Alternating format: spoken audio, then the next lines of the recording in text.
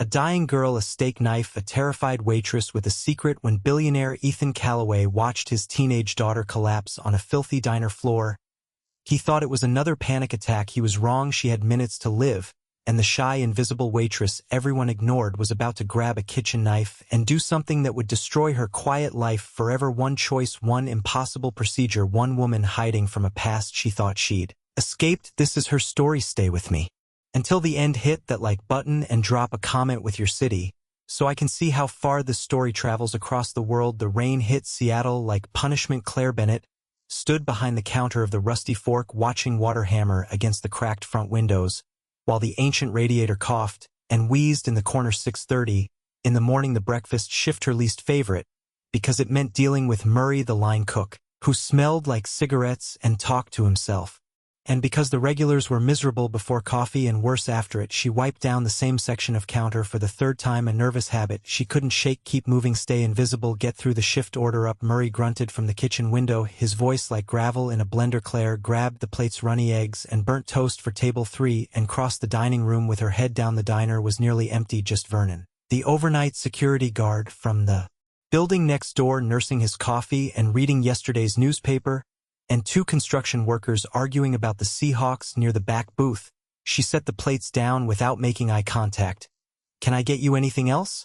"Yeah," one of them said, not looking up from his phone. "Coffee that doesn't taste like dishwater." Claire forced a smile. "I'll bring a fresh pot." She'd been doing this for 3 years, smiling when people were rude, apologizing for things that weren't her fault, pretending the comments didn't sting. It was easier than explaining, easier than remembering. Back at the counter, she poured fresh coffee from the machine that had probably been old when Reagan was president. Her hands were steady. They were always steady. Now that was the problem. The door chimed. Claire glanced up and immediately looked away. A man had entered, tall, expensive suit under a dripping overcoat, dark hair wet from the rain.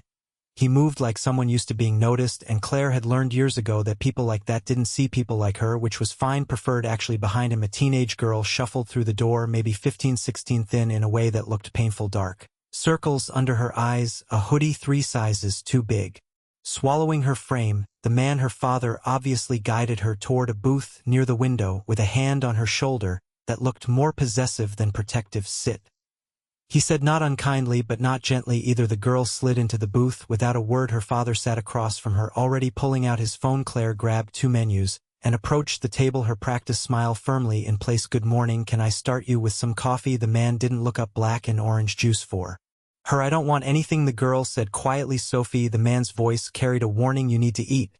"I'm not hungry." "That's not negotiable." Claire stood there invisible again, holding the menus, while they stared at each other across the table. The girl, Sophie, looked like she wanted to disappear into her hoodie. Her father looked like he wanted to be anywhere else. "I'll give you a minute," Claire said softly, setting the menus down. Back at the counter, she poured the coffee and orange juice, taking her time. She'd learned to read people during these shifts, the business types who barked orders without please or thank you, the lonely ones who lingered over refills just to hear another voice, the families who fought in public because they'd run out of private places to do it. This father and daughter fell into the last category. She could see it in the way they sat, too much space between them, like the booth couldn't contain all the things they weren't saying. She brought their drinks over, set them down carefully. "Have you decided?" she asked. The father ordered without consulting the menu, "Scrambled eggs, wheat toast, fruit instead of potatoes for both of us." "Dad." "Sophie, I am not arguing about this. You haven't eaten a real meal in 3 days. You don't know that. I know exactly that. Mrs. Chun tells me everything. You throw away." The girl's face flushed. "I can't believe you're paying the housekeeper to spy on me." "I'm paying her to keep you alive since you've decided to stop doing it yourself." Claire backed away, slowly, pretending she hadn't heard. She'd punch the order into the ancient computer terminal and forget this conversation like she forgot all the others.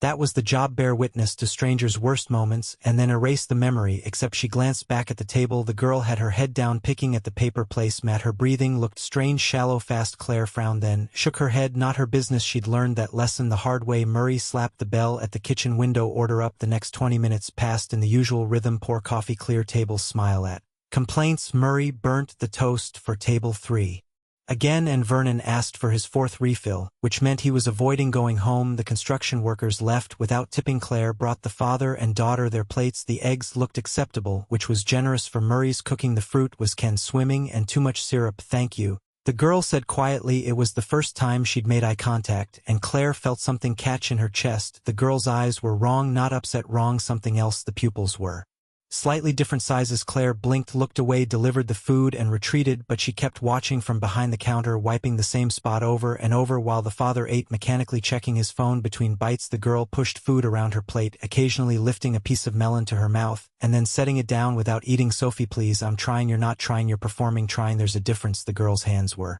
shaking. Claire noticed that. From across the room, trembling enough to make the fork rattle against the plate. She should stop staring, mind her own business, but something felt wrong. That shallow breathing, the asymmetric pupils, the tremor in her hands. The father was still on his phone answering emails, probably completely absorbed. He didn't see what Claire saw. The girl stood up suddenly, her chair scraping against the floor. I need the bathroom, she said. Her father barely looked up. Make it quick, I have a meeting at 8 o'clock. The girl walked toward the back hallway where the restrooms were, moving carefully like the floor might shift under her feet. Claire told herself to let it go. Whatever was happening with that family wasn't her problem. She'd left that life behind, left the responsibility and the guilt and the night she couldn't sleep because someone died, and maybe if she'd been faster, smarter, better. But the crash cut through her thoughts like a gunshot. Claire's head snapped up the hallway. Something had fallen. The father was still on his phone. Vernon was still reading his newspaper. Murray was scraping the griddle in the kitchen. Nobody else had heard it. Claire moved without thinking, her body responding before her brain could stop her. She crossed the dining room quickly, quietly, and turned into the hallway. The girl was on the floor, not sitting, not conscious, collapsed against the wall near the bathroom door, her body twisted at an angle that made Claire's stomach drop. Hey, Claire said, dropping to her knees. Hey, can you hear me? No response. The girl's eyes were half open, unfocused. Her breathing was wrong, rapid, shallow, wheezing. Her lips were turning blue. Claire said, two fingers to the girl's neck. The pulse was there, but wrong, too fast, thready. Someone call 911. Claire shouted toward the dining room. She could hear Vernon moving his chair, scraping, the father's voice sharp with irritation. What's going on back there? Claire ignored him. She tilted the girl's head back, checking her airway clear, but the breathing was getting worse. Not a seizure, not a heart attack, something else. The girl's chest wasn't moving right, one side rising more than the other. No. Claire's mind raced through possibilities. Training she tried to bury, coming back in a flood. Asymmetric chest movement, rapid breathing, hypoxia, jugular vein distension. She checked. Yes, their tension. Pneumothorax. The girl's lung had collapsed. Air was building up in her chest cavity, crushing her other lung, compressing her heart. Without decompression, she'd be dead in minutes. What did you do to her? Claire looked up. The father was standing over them, his face white with shock and rage. Get back, Claire said. She needs space. What happened? What did you? Her lung collapsed. She needs a hospital now. The ambulance is coming. Vernon called from the dining room. They said 15 minutes. Traffic's a nightmare with the storm. 15 minutes. Claire looked down at the girl whose lips were now definitively blue. Her breathing was barely there. 15 minutes was a death sentence. Move, the father said, trying to push Claire aside. I need to help her. You can't help her. Nobody can help her unless someone performed a needle decompression. Here now. With improvised equipment and no backup and no safety net. Claire stood up fast, her heart hammering. I need a knife, the sharpest one you have, and vodka or rubbing alcohol, and a plastic straw. Murray appeared in the hallway, wiping his hands on his apron. What the hell? A knife, Claire repeated. Now, and alcohol, anything sterile. Are you insane? The father shouted. Get away from her. If I don't do this, she dies before the ambulance gets here. You're a waitress. Claire met his eyes. 3 years of hiding, of running from who she'd been, of serving coffee and pretending she wasn't capable of more. All of it collapsed in that moment. No, she said quietly. I'm not. She turned to Murray, the knife. Hurry. Something in her voice must have cut through his confusion because he disappeared into the kitchen. The father grabbed Claire's arm. I'm calling the police. You're not touching my daughter. Then she dies. Claire pulled her arm free. Her right lung collapsed. Air is building up in her chest, crushing everything else. In 3, maybe 4 minutes, her heart will stop. The only way to save her is to release that pressure manually. You expect me to believe you can? I don't care what you believe. But if you want your daughter to live, you need to let me work. Murray reappeared with a steak knife and a bottle of vodka from behind the counter. This is what we got. Claire took them. Her hands were steady. Completely steady, like they'd never forgotten what to do. She knelt beside the girl again, pushing aside the oversized hoodie. The father was on his phone, shouting at someone. Police, probably. Vernon was hovering nearby, looking sick. Claire poured vodka over the knife blade over her own hands. It wasn't enough. It wasn't sterile, but it was what she had. Please, she whispered to no one in particular. Please let this work. She found the second intercostal space, midclavicular line, the spot she'd done this Before in a proper hour with proper equipment and proper supervision her fingers traced the rib. The father saw the knife and lost his mind. No, absolutely not, you are not. Claire ignored him. She made the cut small, controlled, just through the skin and muscle. The girl didn't react, completely unconscious now. Blood welled up. Claire grabbed the plastic straw. Murray had included, broke off a section. You're killing her. The father screamed. Someone stop her. Vernon moved like he might try, but Claire was already inserting the straw into the incision, angling it carefully between the ribs. There was resistance, then nothing, then a hiss of air escaping. The girl's chest moved. Different now, better. The pressure releasing. Claire held her breath, counting seconds. 5, 10, 15. The girl gasped a horrible, desperate sound. But she was breathing. Her eyes fluttered open, confused, terrified, but alive. The father dropped to his knees beside them, his phone clattering to the floor. Sophie, Sophie, baby, can you hear me?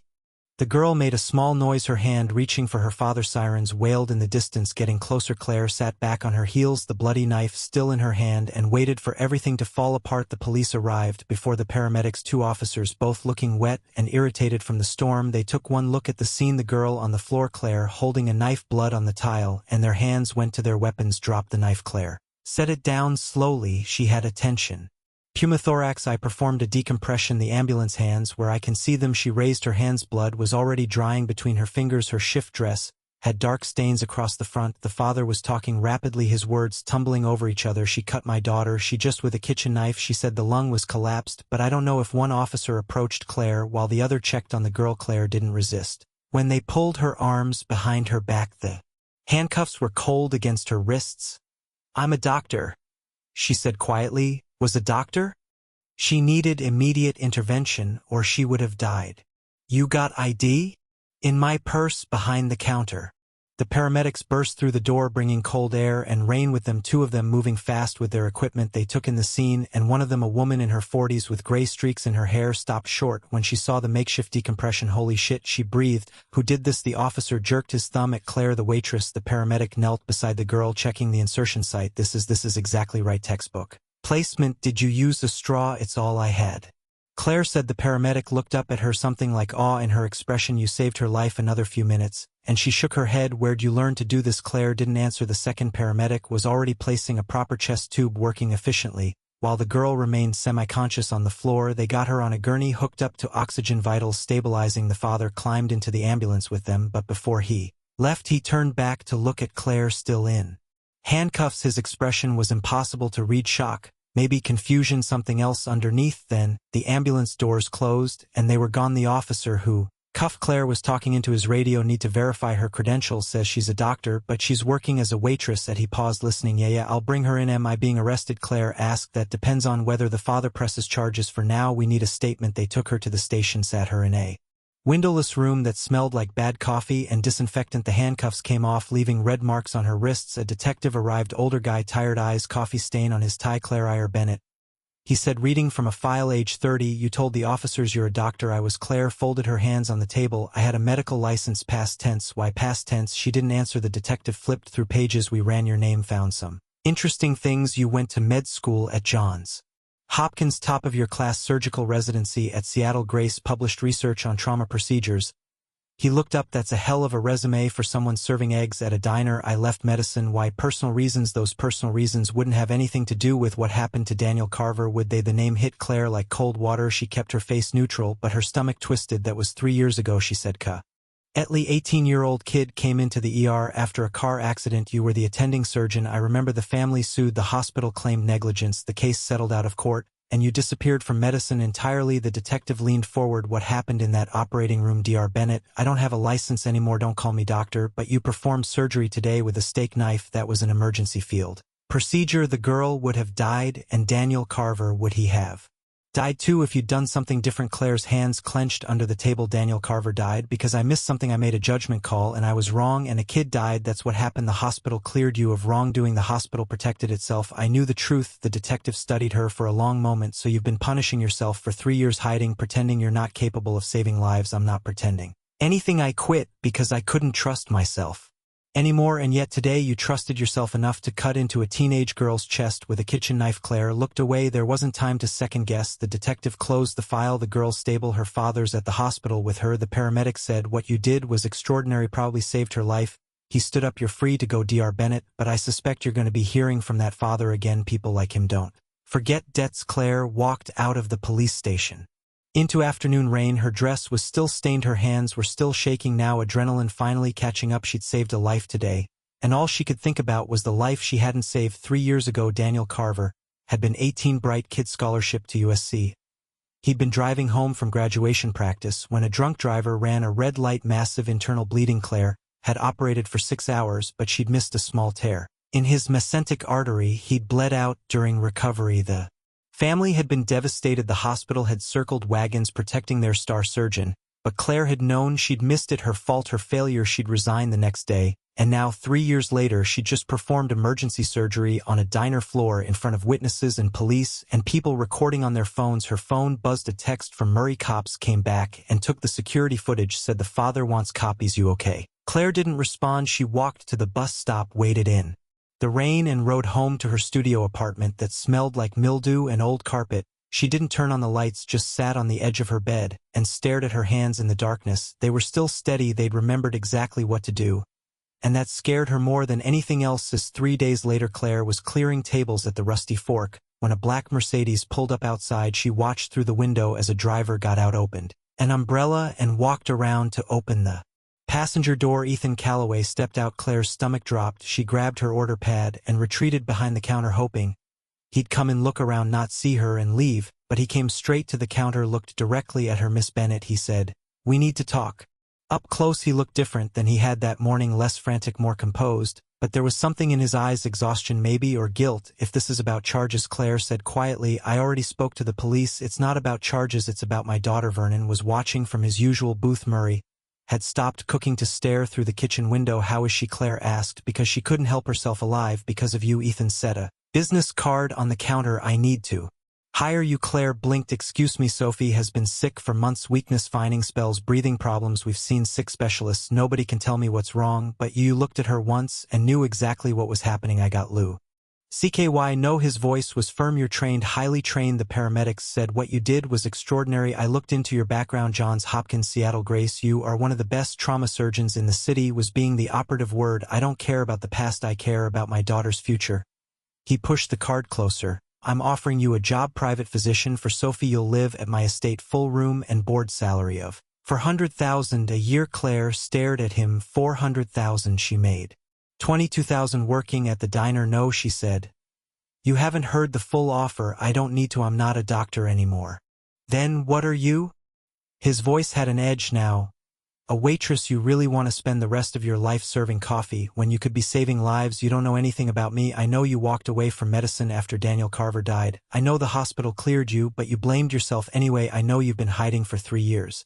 He leaned forward. And I know you saved my daughter's life without hesitation when it mattered. Claire's hands gripped the counter. I'm not interested in working for rich families with complicated problems. My problem isn't complicated. My daughter is dying, and I don't know why every doctor I've hired has been useless, but you saw something in 30 seconds that they missed in months. That was one emergency. It doesn't mean I can please. The word stopped her. Not demanded, not expected, just asked. Ethan Calloway looked at her across the counter of a cheap diner, and for the first time she saw him as something other than the arrogant man who'd barked orders at his daughter that morning. She saw a father who was desperate and terrified and out of options. Just meet her, he said quietly. Come to the house, spend one afternoon, look at her medical records. If you still want to say no after that, I'll respect it. Claire should have said no immediately, should have sent him away, should have protected the quiet, invisible life she'd built, but she kept seeing the girl's face. Sophie collapsed in the hallway, blue lips, struggling to breathe. She kept seeing all the signs she'd noticed in 30 seconds that 6 specialists had apparently missed one afternoon. She heard herself say, that's all. Ethan's shoulders dropped with relief. Tomorrow I'll send a car at noon.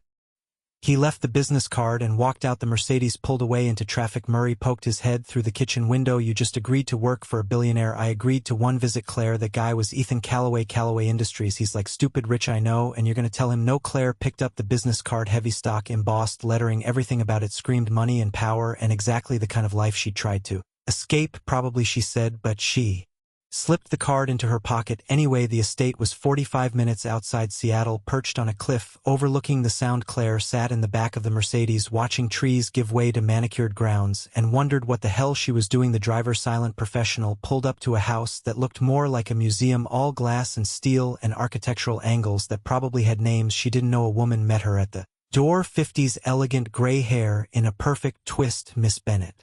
I'm Mrs. Chan, the house manager. Mr. Calloway is waiting in his office. Claire followed her through rooms that were beautiful and cold, filled with art that probably cost more than Claire would make in a lifetime. Everything was perfect, everything was curated, everything felt wrong. Ethan's office was on the second floor, overlooking the water. He stood when she entered, gesturing to a chair. Thank you for coming. Claire sat stiffly. Where's Sophie? Resting. She had a difficult night. He pulled out a thick file.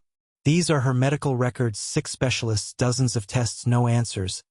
He spread papers across the desk. Blood work, imaging, results, consultation notes. Claire's eyes moved over them automatically. Her brain falling into patterns she tried to forget. They think it's psychosomatic. Ethan said, stress, grief, they've recommended therapy. Do you believe that? I don't know what to believe. Her mother died 4 years ago. Cancer. Sophie was 12. She's never been the same. Claire kept reading. The test results were odd. Nothing definitively wrong, but nothing completely right either. Low-grade inflammation markers, intermittent electrolyte imbalances, occasional tachycardia. Has she been losing weight? Yes.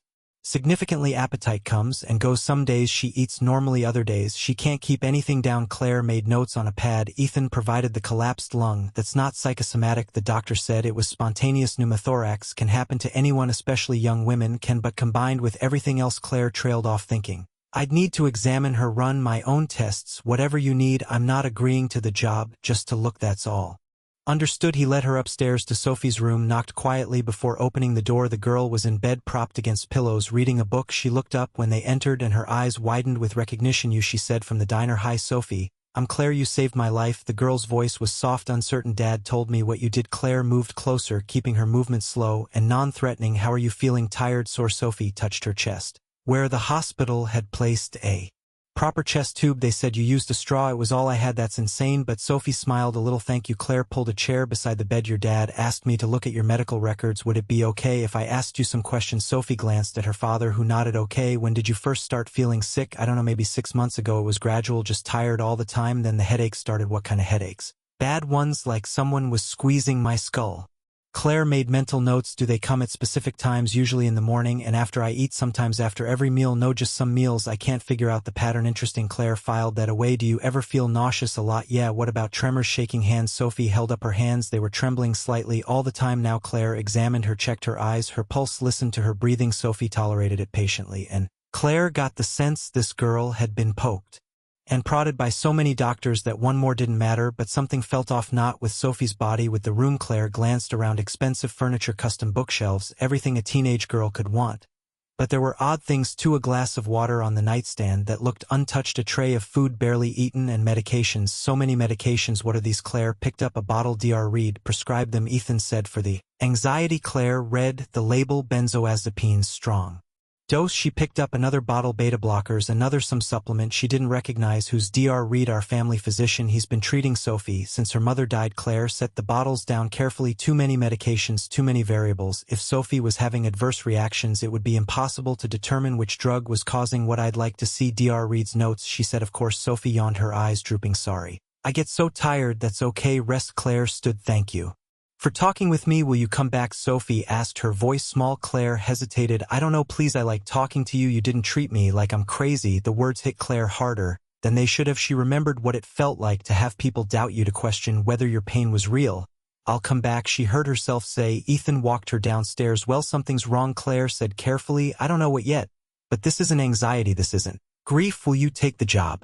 Claire stopped in the foyer, surrounded by marble and wealth and a life so far from hers it might as well be a different planet. She should say no, should walk away, should go back to the diner in the safety of invisibility. But Sophie's voice echoed in her head. I like talking to you. You didn't treat me like I'm crazy. I need to review all the records, Claire said, and I want to meet Dr. Reed, and I'm not promising anything beyond a consultation, but you'll consider it. Claire looked at him, really looked, saw the desperation, the fear, the love for his daughter underneath all the money and power.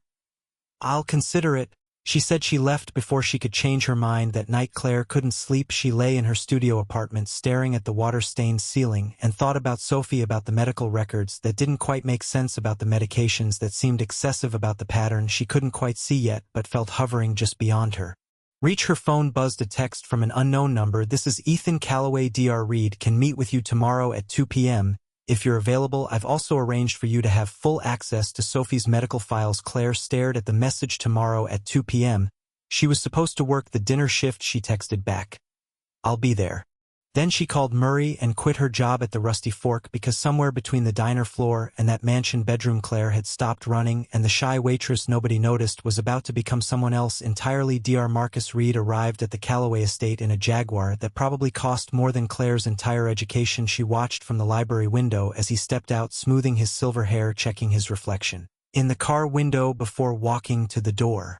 Everything about him screamed expensive: the tailored suit, the Italian shoes, the watch that caught sunlight like a small sun. Claire had spent the morning reviewing Sophie's files in Ethan's library, surrounded by leather-bound books nobody read and art nobody really looked at. The records told a story, but not the one the doctors thought they were telling. Mrs. Chun appeared in the doorway. "Dr. Reed is here, Ms. Bennett." "Thank you." Claire gathered her notes and headed downstairs, her stomach tight with nerves.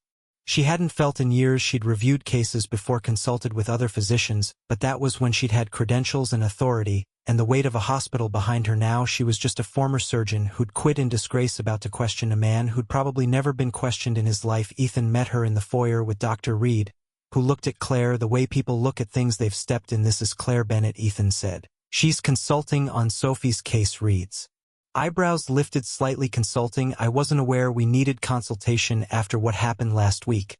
I think a second opinion is warranted. The pneumothorax was a fluke, spontaneous. These things happen." Reed turned to Claire with a smile that didn't reach his eyes. "No offense, Miss Bennett, but I've been treating the Callaway family for 15 years. I know Sophie's medical history intimately. Then maybe you can help me understand something." Claire said evenly, "Sophie's been on 7 different medications.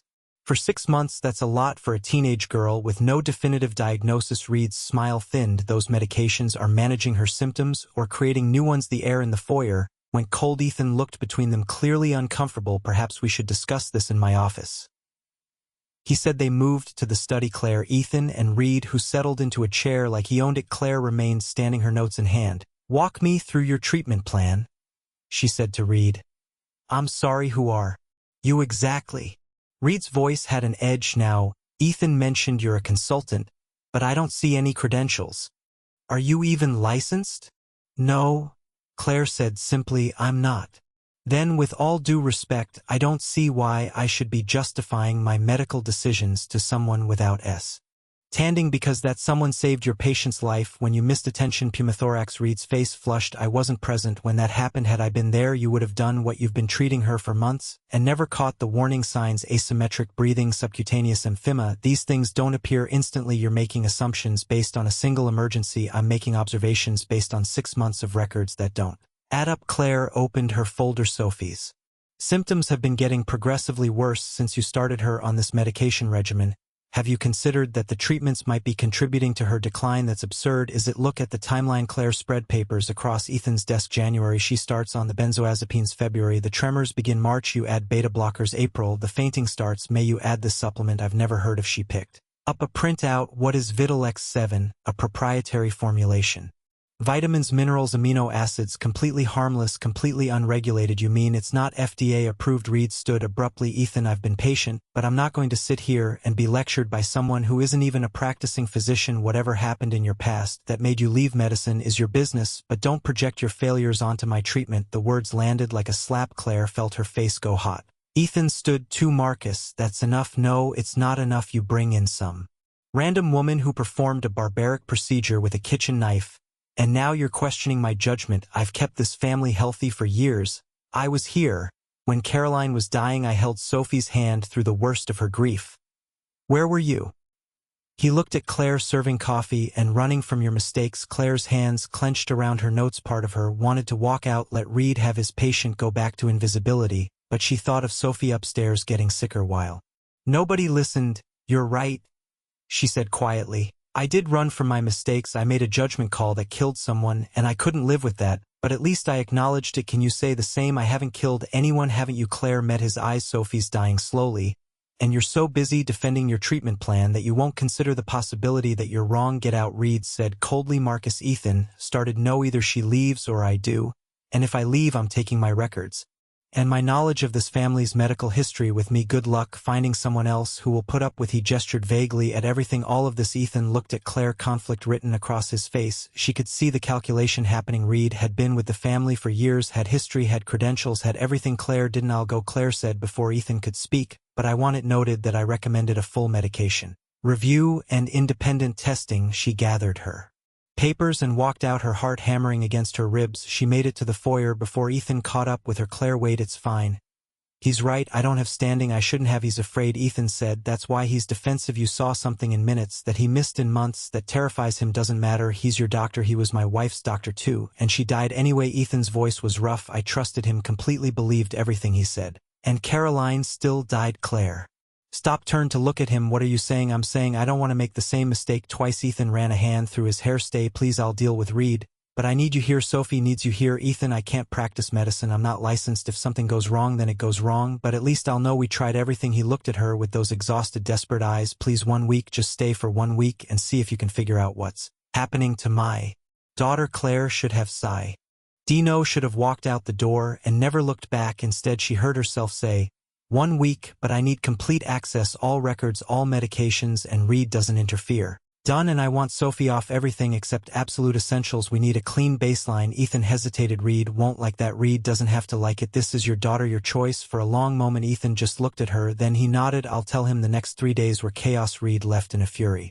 Taking his Jaguar and his wounded pride with him, Ethan hired Claire officially as a medical consultant. The paperwork carefully worded to avoid claiming she was practicing medicine. Mrs. Chun set up a guest suite for her on the same floor as Sophie's room. Claire moved in with one suitcase and a sense of impending disaster. She started by taking Sophie off every medication except the chest tube antibiotics. The girl was skeptical at first. Dr. Reed said, I need these, Sophie said, looking at the pill bottles Claire had collected. Dr. Reed might be wrong. He's been my doctor since I was 12, I know, but sometimes doctors get attached to their treatment plans. They keep adding things instead of stepping back and asking what's actually wrong. Sophie picked at her blanket. What if I get worse without them? Then we'll know the medications were helping. But if you get better, Claire left the implication hanging. You think the pills are making me sick? I think we need to find out. Claire set up a monitoring system. Temperature checks every 4 hours, detailed food and symptom journal, daily blood pressure and pulse. She became Sophie's shadow, watching everything, noting everything. The first day off medication, Sophie slept 16 hours. The second day, she woke up with a headache so severe she vomited. The third day, something changed. Claire was sitting in Sophie's room reviewing notes when the girl suddenly said, I'm hungry. Claire looked up. What? I'm actually hungry, like real hunger, not just my dad forcing me to eat. It was the first time in months Sophie had initiated eating. Claire helped her downstairs to the kitchen, where Mrs. Chun made soup and fresh bread. Sophie ate slowly, cautiously, but she finished the bowl. How do you feel? Claire asked. Weird, my head still hurts. But Sophie paused, searching for words. I don't feel as foggy, like someone turned up the brightness in my brain. Claire made a note: cognitive improvement after cessation of benzodiazepines, possible over sedation. But that didn't explain everything: the weight loss, the intermittent symptoms, the pattern. She couldn't quite see. That evening, Ethan found Claire in the library, surrounded by medical journals and Sophie's files spread across 3 tables. You look like you haven't slept, he said. Claire glanced up. Have you? Not much. He sat down, a coffee cup beside her piece offering. Mrs. Chun said, You've been in here for 6 hours. Claire took the coffee gratefully. It was good, real espresso, not the diner sled she was used to. Sophie ate today, she said, real food without being forced. Ethan's expression shifted. Really? She's still symptomatic, but there's improvement. Claire hesitated. I need to ask you something. Has anyone else been giving Sophie medication besides Reed? Like who? I don't know. Someone with access to her, someone who might think they're helping. Ethan frowned. Mrs. Chen manages her medications. Why? Because I found this. Claire pulled out a small bottle from the pile. It's not on any of Reed's prescriptions. I found it in Sophie's bathroom, hidden behind the other bottles. Ethan took it, reading the label. Vitaplex 7. Reed mentioned that the supplement he Said it was vitamins, but I had a pharmacist friend analyze the label ingredients. Claire pulled out a printout. It contains heavy metals, not toxic levels individually, but combined with everything else Sophie was taking it could cause cumulative toxicity. You think that's what's making her sick? I think it's part of it, but someone's been giving it to her consistently. The bottle's almost empty, and it was filled last month. Reed prescribed it. Did he or did someone else suggest it? Claire met his eyes. Who else has regular access to Sophie? Ethan's face went pale. You think someone in this house is deliberately making her sick? I think we need to consider all possibilities. Before Ethan could respond, Mrs. Chun appeared in the doorway, her face white. Mr. Calloway, you need to come upstairs. It's Sophie. They ran. Sophie was in her bathroom, collapsed on the floor, vomiting blood into the toilet. Her face was gray, her hands shaking violently. Claire dropped to her knees beside her. Sophie, can you hear me? The girl nodded weakly. What did you eat? Dinner. Mrs. Chun made chicken. Claire's mind raced.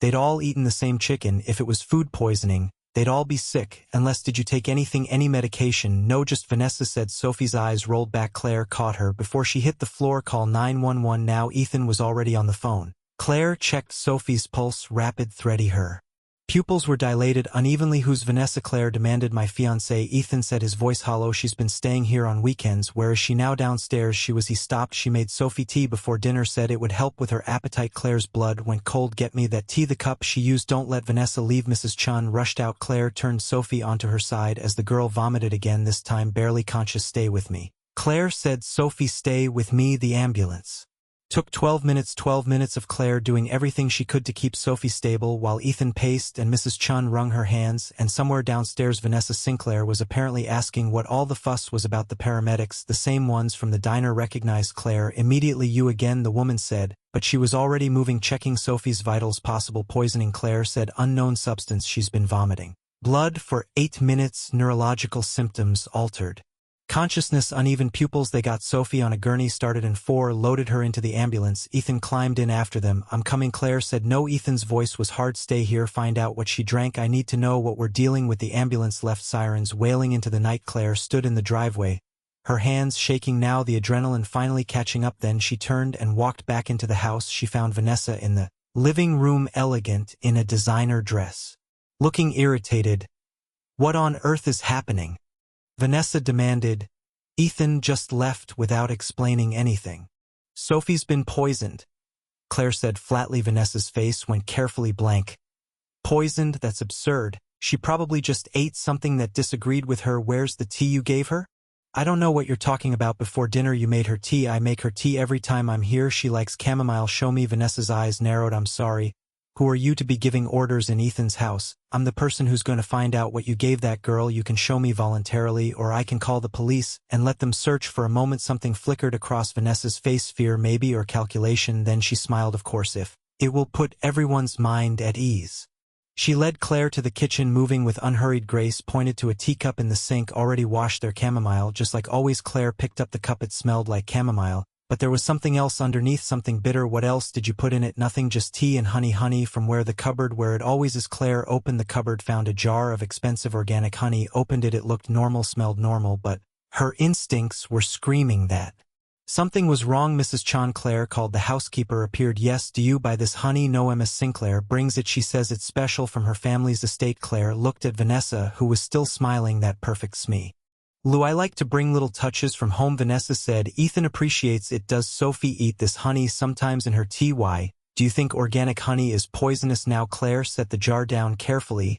I'd like to have this tested by all means, though I think you're being paranoid. Vanessa checked her watch. If you'll excuse me, I should get to the hospital. Ethan will need support. I prefer if you stayed here. Vanessa's smile disappeared. Excuse me. Until we know what made Sophie sick, I'd like everyone who had contact with her to remain available for questioning. You can't keep me here. You're not police. You're not even a real doctor anymore, are you? Vanessa's voice had turned sharp. I looked into you. Claire Bennett, failed surgeon playing Nancy Drew. You have no authority to tell me anything. Claire met her eyes. You're right, I have no authority, but I'm calling Detective Morrison, the one who interviewed me after the diner incident, and I'm asking him to investigate. You can wait here for him, or explain to the police why you left right after Sophie was poisoned. Vanessa's face flushed with anger. This is ridiculous. I've done nothing wrong. Then you have nothing to worry about. For a long moment they stared at each other. Then Vanessa grabbed her purse. I'm leaving. If the police want to talk to me, they can call my lawyer. She walked out, heels clicking on marble. A moment later, a car engine started, then faded into the distance. Mrs. Chun looked at Claire. Should we have stopped her? We couldn't. Legally, but we have the honey. Claire picked up the jar, and I'm betting it's not just honey. She spent the next hour on the phone, first with Detective Morrison, who agreed to open an investigation, then with a toxicology lab that could rush testing, then with the hospital where Sophie was in intensive care, her condition critical but stable. Ethan called at midnight. They're pumping her stomach, he said, his voice wrecked. They don't know what she ingested, they're treating blind. I have the teacup and the honey, Claire said. I sent them to a lab, we'll have results by morning. Vanessa left. I know I couldn't stop her legally. I don't understand. Ethan sounded lost. Why would she hurt Sophie? What could she possibly gain? Claire had been thinking about that. How much is Sophie worth? Silence. Then what if something happened to Sophie? Where would her inheritance go? There is no inheritance. Sophie's a minor. Everything is in trust until she's 25. If she dies before then, he stopped. It goes to her legal guardian, which is me. But if I remarry before Sophie turns 18, my spouse would have partial claim. If something happened to me, the pieces clicked into place. When were you planning to marry Vanessa? Next month. His voice was hollow. We were going to have a small ceremony. Sophie wasn't well enough for anything big. Sophie wasn't well because someone was making sure she stayed sick. You think Vanessa? No, that's insane. She loves Sophie. Does she, or does she love what Sophie represents? Ethan didn't answer. Claire stared out the window at the dark estate grounds. The honey needs to be tested, and we need to look at everything Vanessa has given Sophie over the past 6 months. Every gift, every supplement, every act of kindness. I trusted her, Ethan said quietly. I know. I brought her into my home, let her near my daughter. You couldn't have known. I should have seen. His voice cracked. What kind of father am I? Claire closed her eyes. She understood that guilt, that crushing sense of failure. She'd lived with it for 3 years. The kind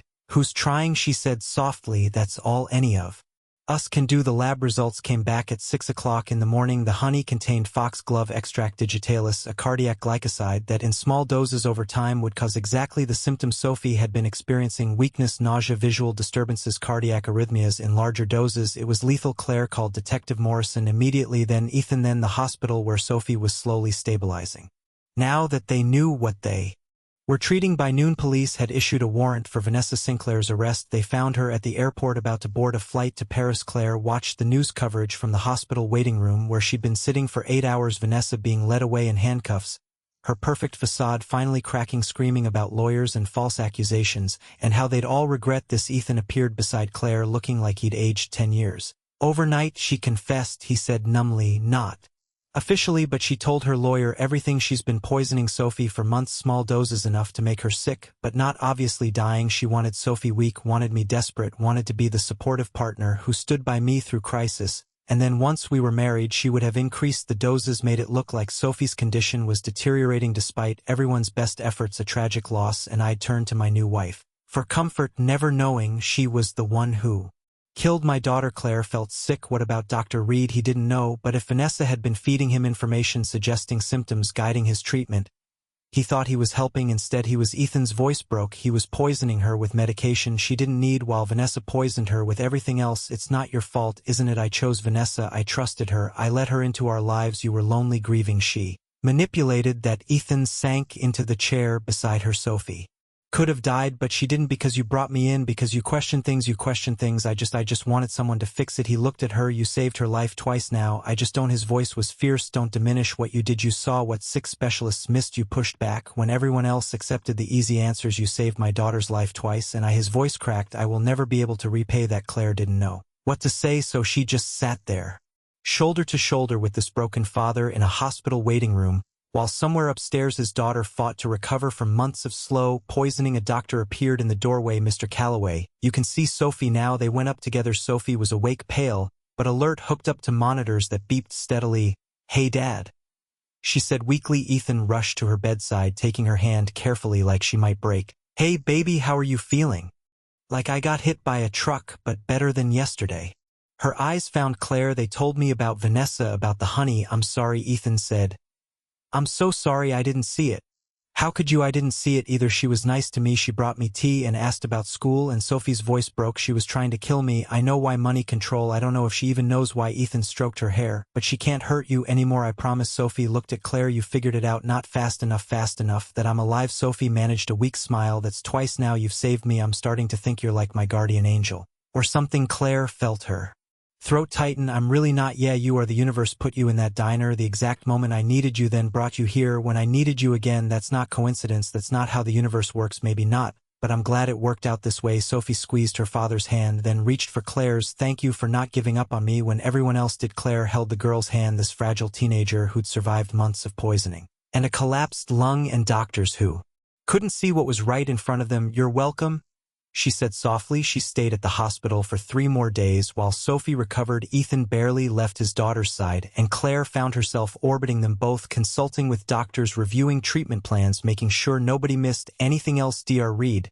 came to apologize on the second day. He looked smaller. "Samaho. W diminished. I should have listened to you," he said to Claire in the hallway outside Sophie's room. "I was arrogant, defensive, and I nearly killed my patient because of it. You didn't know about the poisoning, but I should have known something was wrong. I should have questioned my own treatment when it wasn't working." He met her eyes. "Why did you see it when I didn't?" Claire considered the question. "Because I wasn't invested in being right. I was invested in finding the truth. That's what I should have been doing." "Yeah, it is." He left shortly after, and Claire never saw him again. She heard later that he'd retired from private practice, moved to a clinic where he could do less harm. On the 4th day, Sophie was cleared to go home. They returned to the estate in the afternoon, the Mercedes winding through gates that now felt less like sanctuary and more like a cage where terrible things had happened. But Sophie seemed lighter, somehow free of toxins, free of the woman who'd been slowly killing her, free of the fog that had clouded her mind for months. "I'm hungry," she announced as they pulled up to the house. "Like really hungry. Can Mrs. Chun make lasagna?" Ethan laughed, actually laughed. "She can make whatever you want." That evening Claire sat in her guest suite, packing her single suitcase. The week was over. Sophie was safe. The crisis had passed. It was time to leave. A knock at the door interrupted her thoughts. "Come in." Ethan entered, looking uncertain. "You're leaving? That was the deal. 1 week. Sophie's asking for you. She wants you to stay for dinner." "Ethan, I know you have your life. I'm not asking you to stay forever. Just dinner, please." Claire looked at her half-packed suitcase, then at this father who'd been through hell and was still standing. "Okay," she said. Dinner. They ate in the dining room. Claire, Ethan, Sophie, and Mrs. Chun, who'd insisted on joining them. The lasagna was perfect. The conversation was light. Nobody mentioned Vanessa or poisoning or the months of hell they'd all survived. It felt almost normal. After dinner, Sophie pulled Claire aside. "I don't want you to go," she said quietly. "I have to. This isn't my life." "It could be." Sophie looked at her with those 2 old eyes. "You're good at this, helping people, solving puzzles. You belong in medicine." "I left medicine for a reason, because you made a mistake, one mistake, and you've been punishing yourself ever since." Sophie's voice was gentle but firm. "You saved my life twice. That has to count for something." Claire felt tears prickling at her eyes. "I don't know if I can trust myself again." "You already do. You trusted yourself in that diner. You trusted yourself when you took me off all those medications. You trusted yourself to figure out what was wrong when nobody else could." Sophie took her hand. "Maybe it's time to trust yourself to move forward." That night Claire lay in the guest bed staring at the ceiling, thinking about trust and second chances and the shy waitress who'd been hiding for 3 years. Her phone buzzed. A text from Ethan. "Thank you for everything. The offer still stands. Whatever you decide." Claire stared at the message for a long time, then she got up, unpacked her suitcase, and walked to the window overlooking the sound. The shy waitress nobody noticed was gone, and someone else, someone stronger, someone ready to fight, was taking her place. Claire woke to sunlight streaming through windows that cost more than her old apartment, and the distant sound of Sophie laughing somewhere downstairs. For a moment she forgot where she was. Then reality settled back in the estate, the guest suite, the decision she'd made at 3 o'clock in the morning to stay. She checked her phone. 7 missed calls from Murray at the diner, probably wondering why she hadn't shown up for her shifts. A text from Detective Morrison about Vanessa's arraignment, and a message from an unknown number that made her stomach drop. "Dr. Bennett, this is Lawrence Mitchum from Seattle Medical Board.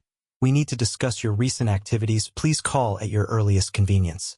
Claire stared at the message. Someone had reported her, probably Reed, covering his own liability, or maybe Vanessa's lawyer looking for ammunition. It didn't matter who. What mattered was that the board knew she'd been practicing without a license. She could lose everything, not that she had much to lose anymore. A knock at the door pulled her from her spiraling thoughts. "Claire." Sophie's voice, bright and energetic in a way Claire hadn't heard before. "Mrs. Chun made French toast. You have to come try it." Claire opened the door to find Sophie standing there in pajamas, her color better, her eyes clearer, a different person than the dying girl from 2 weeks ago. "You look good," Claire said. "I feel good, like actually good, not just pretending I'm fine." "Good." Sophie grabbed her hand. "Come on before Dad eats it all." They went downstairs together, and Claire found herself at the breakfast table with Ethan and Sophie, like this was normal, like she belonged here. Ethan was reading the newspaper, glasses perched on his nose, looking more relaxed than she'd ever seen him. Sophie was texting someone, smiling at her phone. It felt like a family, which was dangerous, because Claire wasn't family. She was temporary help, a consultant, someone who'd be gone, as soon as the crisis passed. Coffee?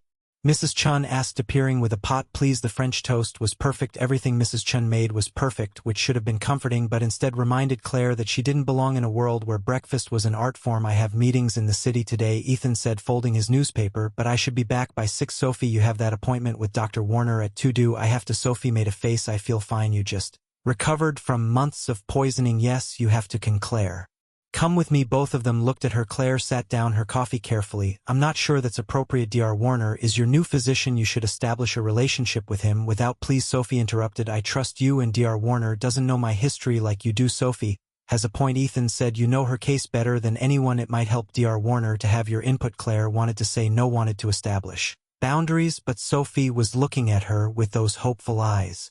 And Claire found herself nodding. Okay, I'll come after breakfast. Claire retreated to the library to call the medical board. Lawrence Mitchum answered on the second ring. Dr. Bennett, thank you for calling back. I'm not a doctor anymore, Mr. Mitchum. I surrendered my license 3 years ago. Yes, we're aware, which is why we're concerned about reports that you've been providing medical care to a minor. Claire's grip tightened on the phone. I provided emergency care in a life-threatening situation that's protected under Good Samaritan laws. The emergency care is not the issue, it's the ongoing treatment, the consultation, the medication management. I was hired as a consultant, not as a physician. The distinction is technical. Dr. Bennett, you provided medical advice that influenced treatment decisions, that crosses the line into practicing medicine without a license. Claire closed her eyes. What happens now? We're opening an investigation. You'll need to provide a statement if we find evidence of unlicensed practice. There could be criminal charges for saving a girl's life, for practicing medicine without authorization. The motivation doesn't change the law. His voice softened slightly. I understand you were in a difficult position, but there are protocols, legal protections. You bypassed all of them because a girl was dying, and I was the only one who saw it. That may be true, but it doesn't make your actions legal. After he hung up, Claire sat in the library staring at nothing. She'd known this was coming, had known the moment she cut into Sophie with that steak knife that she was risking everything, but knowing and facing it were different things. Bad news. She looked up. Ethan was standing in the doorway, concern etched across his face. The medical board is investigating me for practicing without a license. Ethan stepped into the room. That's ridiculous. You saved Sophie's life twice, which makes it worse legally. The first time could be excused as emergency intervention, but staying here, managing her care, taking her off medications, that's practicing medicine. I'll get my lawyers involved. We'll fight this. Ethan, no, you can't. Yes, I can. You helped my daughter when no one else would. I'm not letting some bureaucratic nonsense punish you for that. Claire stood, frustration rising. It's not nonsense, it's the law, and it exists for good reasons. What if I'd been wrong? What if taking Sophie off those medications had killed her? But you weren't wrong this time. But 3 years ago I was wrong, and a kid died because of it. Her voice cracked. I don't deserve a license. I proved that already. Ethan crossed the room, his expression fierce. One mistake doesn't define your entire career. You were an exceptional surgeon. Everyone says so. Everyone's being kind. No, they're being honest. I've spoken to your former colleagues. Dr. Patricia Hayes from Seattle Grace says you were the best trauma surgeon she'd ever worked with. Dr. Yoon from Hopkins said you had instincts that couldn't be taught. Even the Carver family's lawyer admitted off the record that what happened was a rare complication, not negligence. Claire felt tears burning behind her eyes.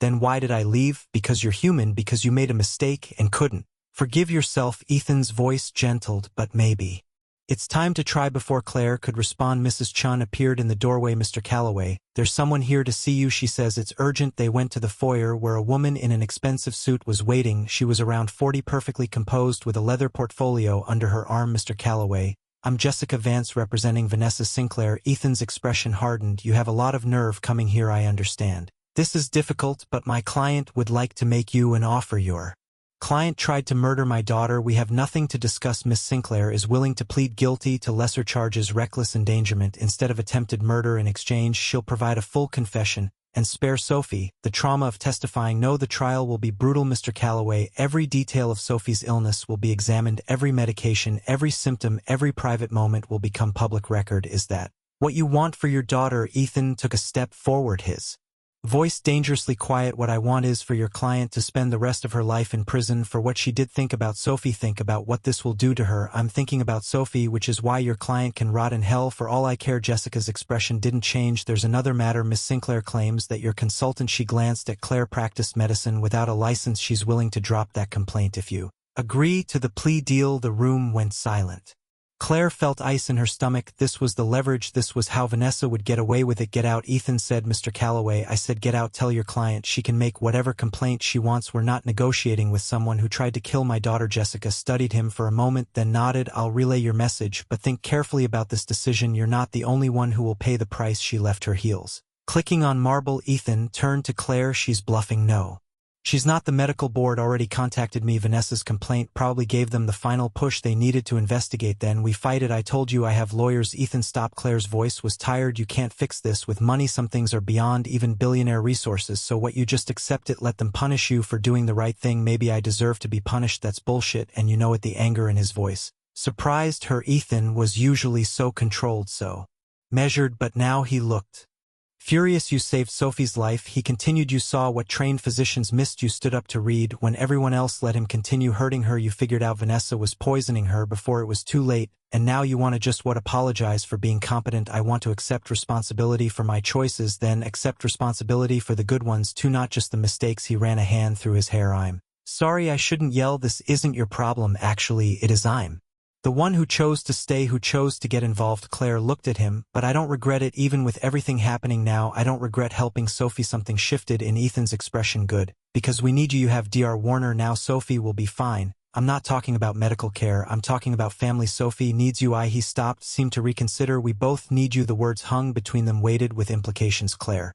wasn't ready to examine. Sophie appeared at the top of the stairs, dressed and ready. Are we still going to Dr. Warner's? Claire grabbed onto the distraction gratefully. Yes, let me get my bag. Dr. Warner's office was in a medical building downtown, all glass and modern art, and the smell of expensive air freshener. He was younger than Claire expected, maybe 40, with kind eyes and an easy manner that immediately put Sophie at ease. So he said after the initial examination, your chart reads like a medical thriller. Collapsed lung, heavy metal poisoning, medication toxicity. How are you feeling now? Better, Sophie said. Way better. Claire took me off everything, and suddenly I could think again. Dr. Warner looked at Claire with interest. You're the consultant who identified the poisoning. I got lucky. According to the hospital reports, you performed a field decompression with improvised equipment. That's not luck, that's skill. Claire shifted uncomfortably. I had training. Seattle. Grace, right? I did my residency. They're different years, but everyone still talks about your work in trauma. You had a gift for seeing patterns no one else caught. Had being the operative word. Why did you leave? The question was gentle, but it still landed like a blow. Claire glanced at Sophie, who was pretending to look at her phone, but obviously listening. I made a mistake. Someone died because of it. Dr. Warner nodded slowly. Daniel Carver. I remember that case. Terrible situation, but the review board cleared you. The review board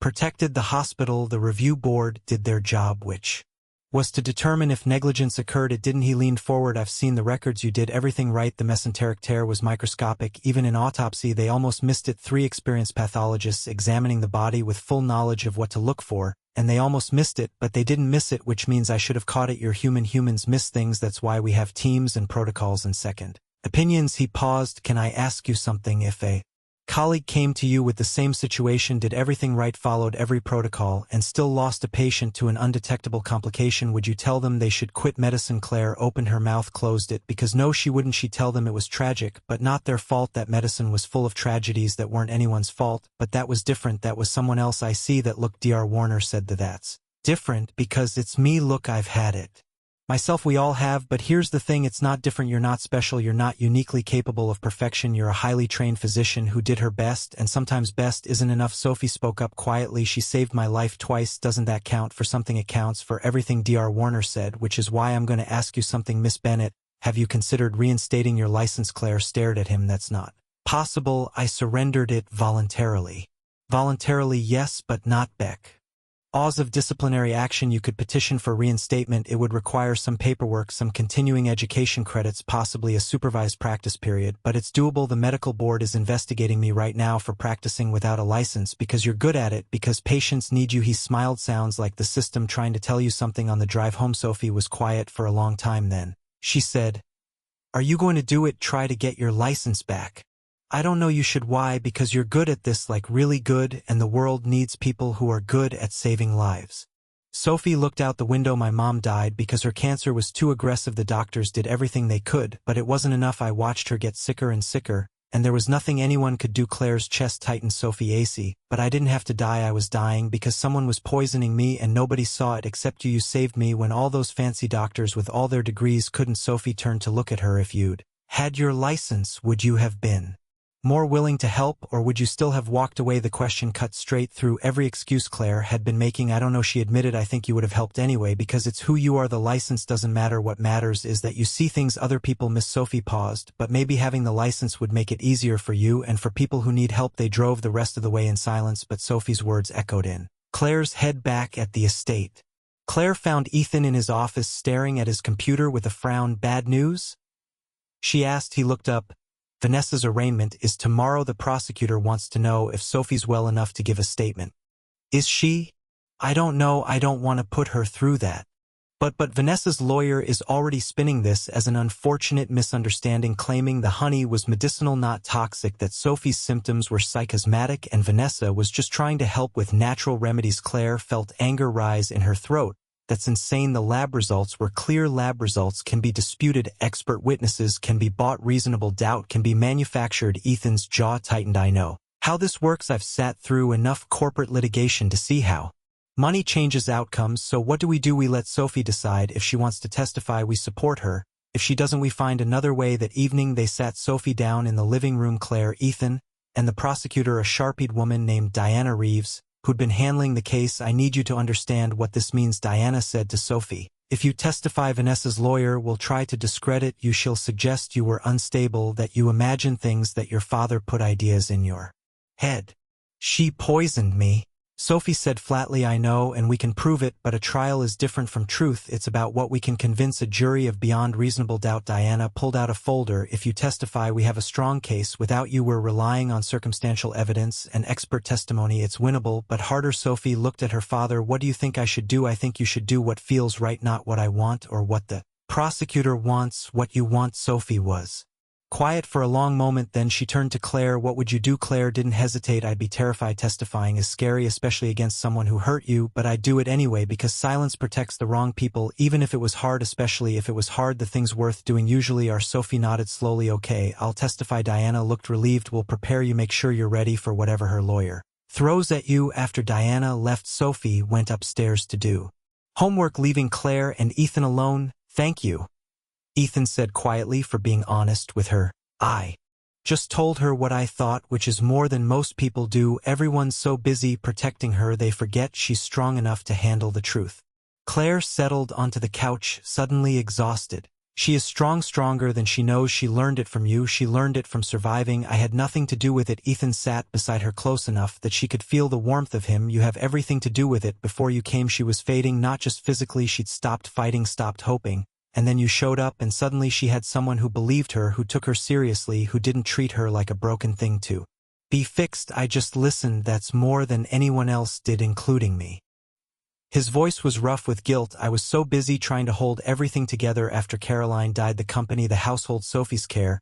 I didn't see that Sophie needed me to just be her father, not a manager, not a fixer, just present. Claire understood that feeling the need to do something, anything to make the pain stop, even when doing something made things worse. You're here now, she said, because you made me see her, really see her. He turned to look at Claire. You made me see a lot of things. The air between them shifted, became charged with something Claire wasn't ready to name. She stood abruptly. I should check on Sophie, make sure she's okay after talking to the prosecutor. CLA, good night, Ethan.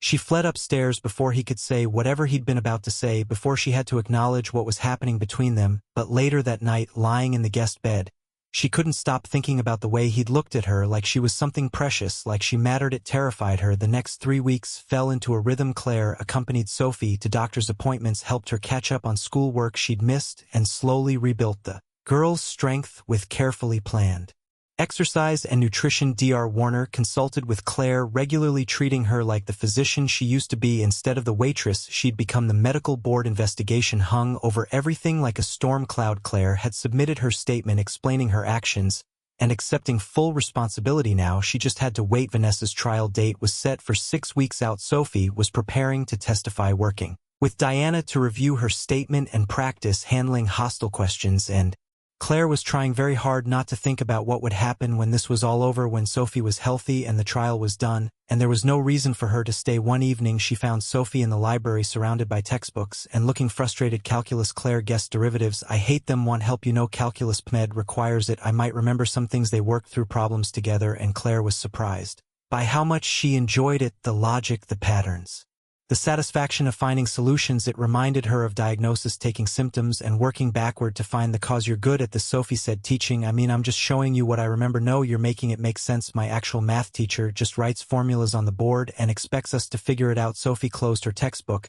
Have you thought about what Dr. Warner said about getting your license back? Summoned Claire. Set down her pencil. I don't know if I'm ready. What would make you ready? I don't know that either. Sophie studied her for a moment. Can I tell you something? You're going to think it's weird. Try me. When I was sick, like really sick, before we knew about Vanessa, I used to have this dream I was drowning and everyone was standing on the shore watching, but nobody was helping. They were just talking about me, discussing what to do, but nobody was actually doing anything, and I kept going under and I was so tired and I just wanted to stop fighting. Claire's throat tightened, but then in the dream someone jumped in. Sophie continued.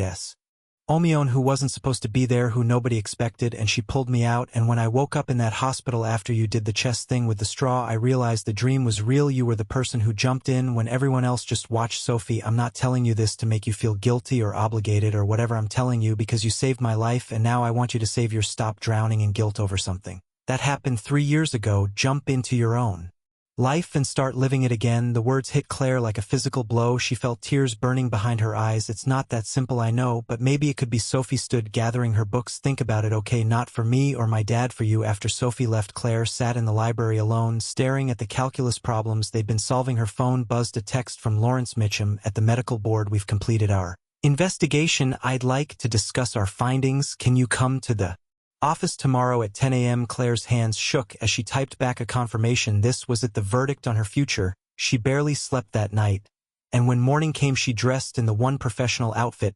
She still owned a blouse and slacks from her residency days that were slightly too loose. Now Ethan found her in the kitchen trying to force down coffee. You look terrified, he said. I want me to come with you to the medical board? No, that would just make it worse. Then I'll be here when you get back. The simple statement steadied her. She nodded, grabbed her purse, and headed for the door. The medical board offices were exactly as depressing as she remembered. Fluorescent lighting, industrial carpet walls, the color of despair. Lawrence Mitchum met her in the lobby, his expression unreadable. Dr. Bennett, thank you for coming. Ms. Bennett, she corrected automatically. Actually, that's what I wanted to discuss. He led her to a conference room where 2 other board members were waiting, an older woman with gray hair and a middle-aged man with kind eyes. We've completed our investigation into your activities, Mitchum began. We've reviewed your statement, interviewed witnesses, and examined the medical records from Sophie Calloway's case. Claire's heart hammered against her ribs. Our findings are as follows. You did perform medical procedures without a valid license, specifically the emergency decompression and subsequent care management under normal circumstances. This would result in criminal charges and a permanent ban on future Lensure. Claire felt the floor drop out from under her. However, Mitchum continued. We also found that your actions directly saved a minor's life on 2 separate occasions. The emergency decompression was performed under duress with no viable alternative. The care management, while technically illegal, was conducted with appropriate caution and resulted in identifying a poisoning that licensed physicians had missed. The woman spoke up. We also reviewed the Daniel Carver case, the one that led to your voluntary surrender of your license. Claire flinched. The board that reviewed that case made detailed findings. There was no negligence, no error in judgment. The complication was exceedingly rare and undetectable given the circumstances. You were cleared of any wrongdoing. I know what they found, Claire said quietly. I was there. Then you also know you left medicine based on guilt, not fact. You punished yourself for something that wasn't your fault. The man leaned forward. We've spoken with your former colleagues, Dr. Hayes, Dr. Yoon, the entire trauma department at Seattle Grace. They all say the same thing. You were exceptional, one of the best they'd ever worked with, and they'd welcome you back in a heartbeat. Claire didn't know what to say, didn't know if she could speak past the lump in her throat. We're not going to file charges, Mitchum said, and we're going to do something unusual. We're recommending that you petition for reinstatement of your medical license. Claire blinked. What you clearly have the skill. You've demonstrated exceptional judgment under pressure, and patients need physicians like you, so we're formally recommending reinstatement pending completion of continuing education requirements and a supervised practice period. I don't understand. I broke the law. You saved a life, 2 lives. Actually, the law exists to protect patients, not punish people for helping them. The woman smiled. Medicine needs people who are willing to break rules when those rules would result in death, but we'd prefer if you did it with a license next time. Claire sat there stunned as they outlined the requirements: 6 months of continuing education, a year of supervised practice, regular check-ins with the board. It was doable, completely doable. She could be a doctor again. The thought was terrifying and exhilarating in equal measure. She left the building in a daze, standing on the sidewalk in downtown Seattle trying to process what had just happened. Her phone rang. Ethan, how did it go? They're recommending reinstatement. I can get my license back. Claire, that's incredible. I don't know if I can do it. Yes, you can. Ethan, come home. We'll talk about it. Home. He'd said home. Claire got in her car and drove back to the estate, her mind spinning. The board wanted her to practice again. Dr. Warner thought she should. Sophie thought she should. Even Ethan thought she should. But what did she think? She pulled up to the estate to find Sophie waiting on the front steps, practically vibrating with excitement. Mrs. Chun told me where you went. What did they say? They want me to get my license back. Sophie threw her arms around Claire in a fierce hug. That's amazing. I haven't decided yet if I'm going to do it. Why not? Because I'm scared. Because what if I make another mistake? What if someone else dies? Because I miss something. Sophie pulled back, looking at her seriously. Then you'll deal with it like every other doctor deals with it. You'll do your best, and sometimes your best won't be enough, and you'll have to live with that, but at least you'll be helping people. At least you'll be doing something instead of hiding. Ethan appeared in the doorway. Sophie's right. You can't let fear make your decisions, says the billionaire who controls everything. Claire shot back, then immediately regretted it, but Ethan just smiled sadly. I tried to control everything, tried to manage every variable, and my daughter almost died anyway because I was too focused on control to see what was happening right in front of me. He came down the steps. Sometimes you have to let go, trust yourself, take the risk. Claire looked between them, this father and daughter who'd somehow become her family over the past month, who believed in her even when she didn't believe in herself.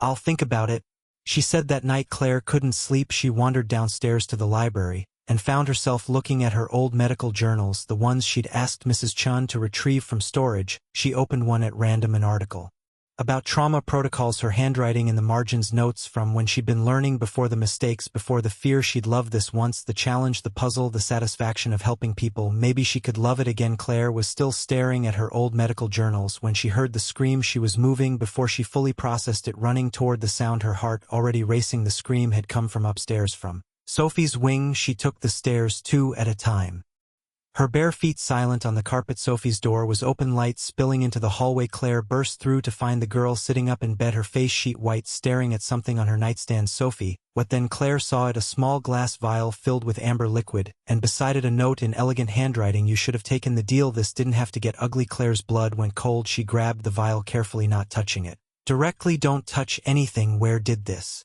come from? It was just tea.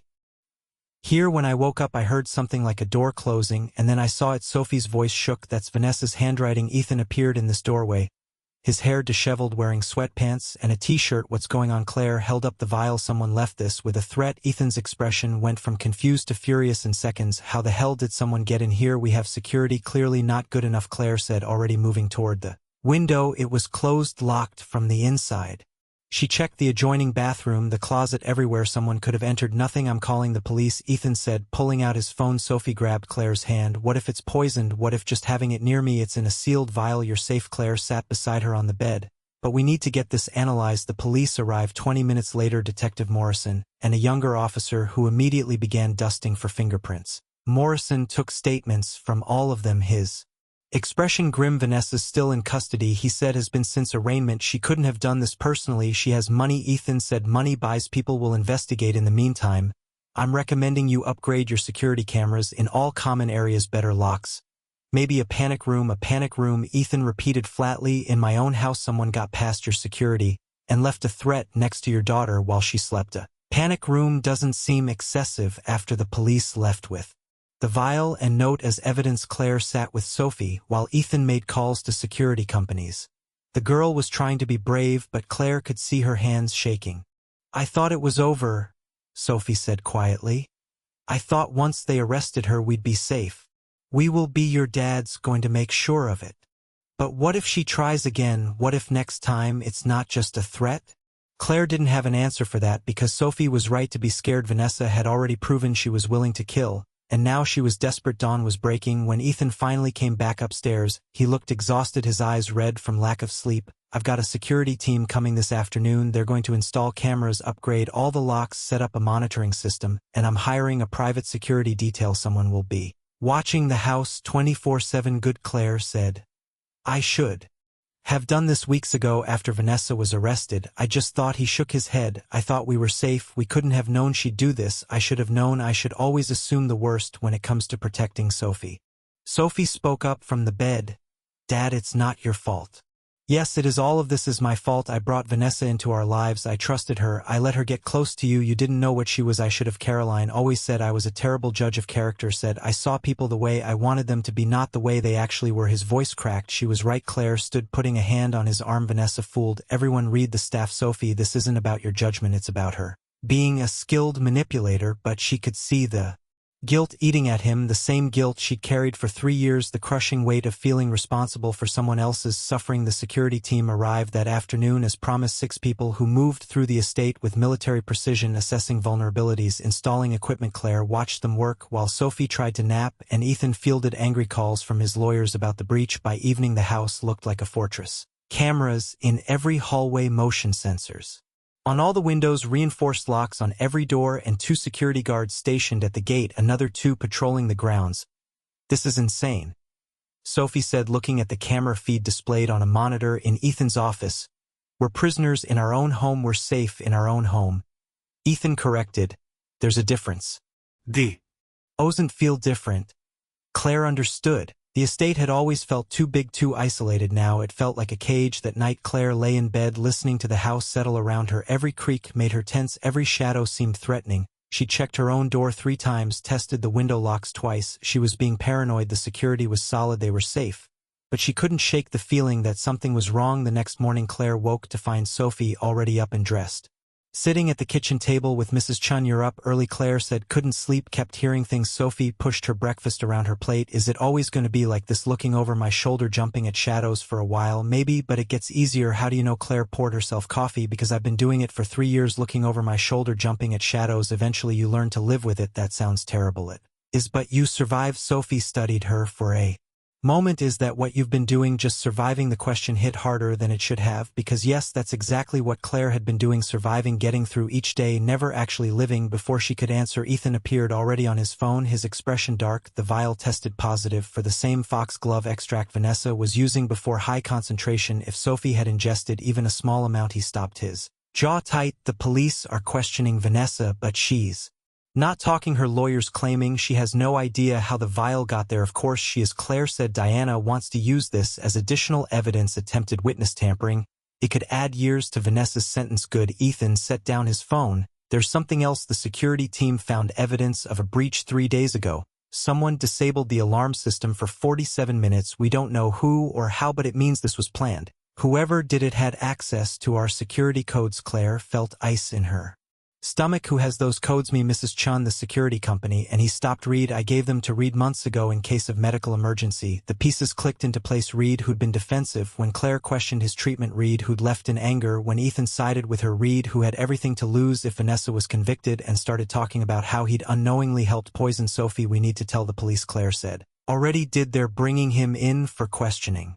But something still felt off to Claire. Reed was angry, yes, defensive and proud, but would he really risk everything to help Vanessa? Would he commit a crime to protect someone who'd manipulated him? Unless he wasn't protecting Vanessa, unless he was protecting himself. What if Reed wasn't fooled? Claire said slowly. What if he knew what Vanessa was doing? Ethan stared at her. That's impossible. He was treating Sophie. Why would he? Money. Vanessa could have paid him or promised him something, access to your wealth once she married you, a position at some prestigious hospital. Claire's mind raced. Think about it. He was prescribing all those medications that weren't helping. He was defensive. When I questioned him, he never once considered alternative diagnosis. You think he was deliberately making her sicker? I think he was creating the perfect cover. All those medications, all those symptoms, they made it impossible to see what Vanessa was really doing. The poisoning looked like just another complication of Sophie's mysterious illness. Sophie had gone pale. Dr. Reed tried to kill me too. I don't know, but we need to find out. Ethan was already on the phone with Detective Morrison, relaying Claire's theory. Morrison promised to dig deeper, to look at Reed's finances, his communications with Vanessa, but that took time, and Claire had a bad feeling they didn't have much time. The answer came 2 days later,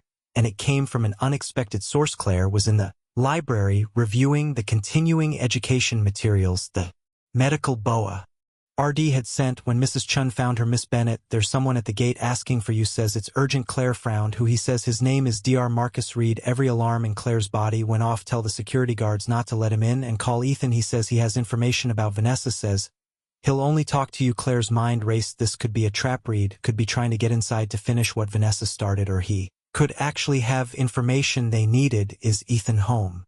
He's in a video conference. Should I interrupt? Yes, tell him Reed is here, and I'm going to talk to him at the gate, but I'm not letting him inside. Mrs. Chen hurried off. Claire grabbed her phone and walked to the front entrance where she could see Reed on the security monitor. He looked terrible, unshaven, disheveled, like he hadn't slept in days. She spoke through the intercom. What do you want? Reed, his voice crackled through the speaker. I need to talk to you. It's about Vanessa and what she's planning. Talk from there. I'm listening, not over the intercom. This needs to be private. Then you're out of luck. I'm not letting you in. Claire, please. I know I don't deserve your trust, but Sophie's in danger, real danger. And if you don't listen to me, she's gonna die. Claire's hand tightened on the intercom button. You have 2 minutes. Start talking. Reed looked around nervously, like he was afraid of being watched. Vanessa has someone inside your house, someone who's been feeding her information, helping her plan. That's how she knew about the security codes, how she knew which night to send someone with the vial, who I don't know. She wouldn't tell me, but she's planning something bigger, something that's going to happen during the trial. She said once Sophie testifies it won't matter anymore because Sophie won't make it out of the courthouse. Claire felt her blood run cold. You're saying she's planning to kill Sophie during the trial? I'm saying she's planning something, I don't know what, but I know it's going to be public and it's going to look like an accident. Reed pressed closer to the camera. I didn't know about the poisoning. I swear I thought I was treating a sick girl. But when Vanessa was arrested, she reached out to me, said if I didn't help her, she'd tell everyone I was complicit, that I'd lose my license, my practice, everything. So you helped her threaten a teenage girl.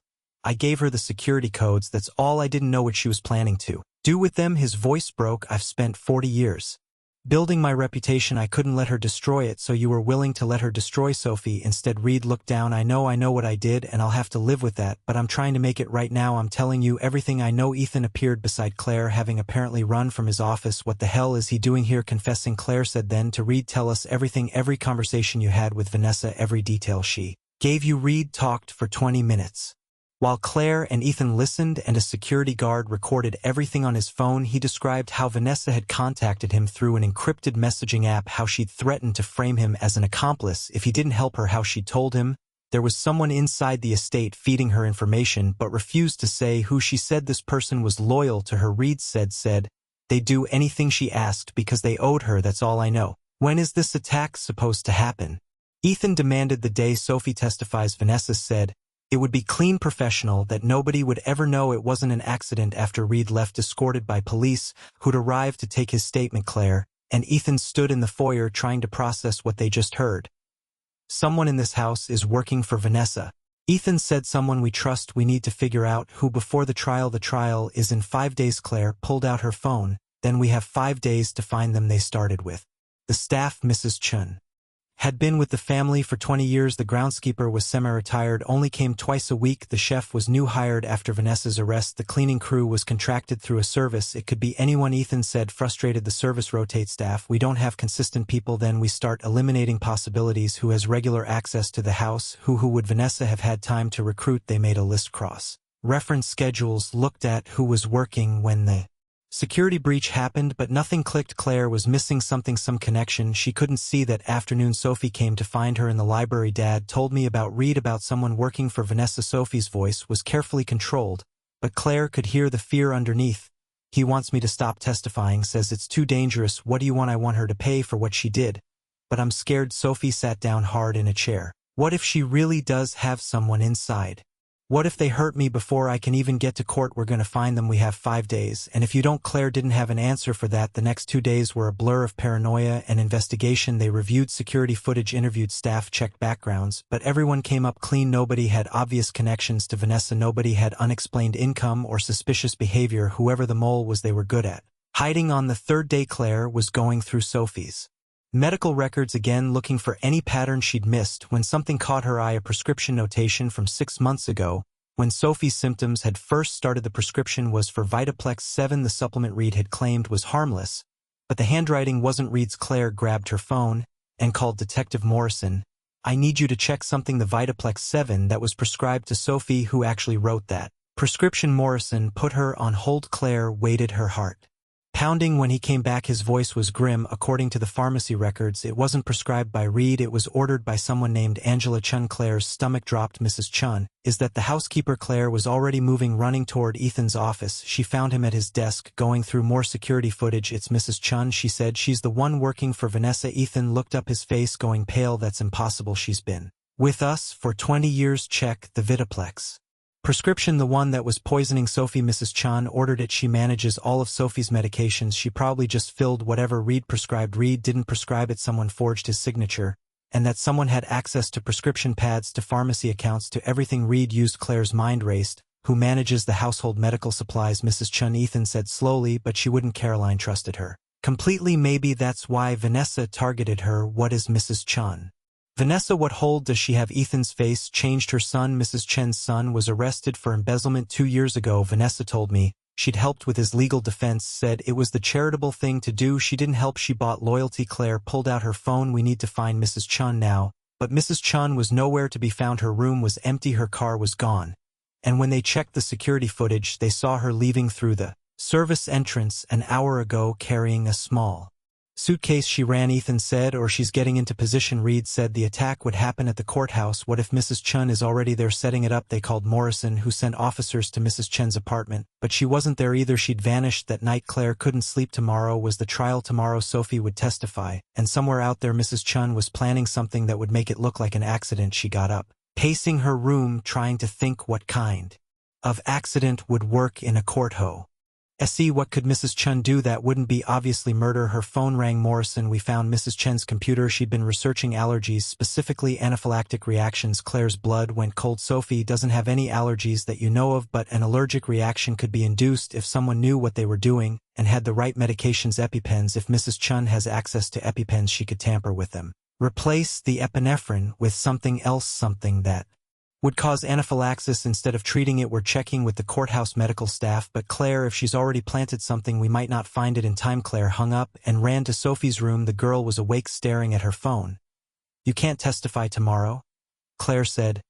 What? No, I have to. It's too dangerous. Mrs. Chun is planning something. We don't know what, but then we'll be careful. We'll check everything, but I'm not backing down.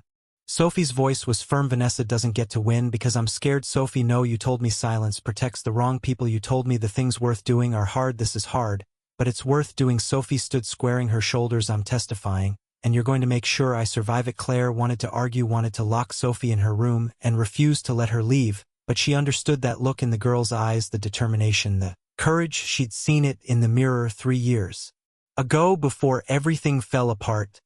Okay?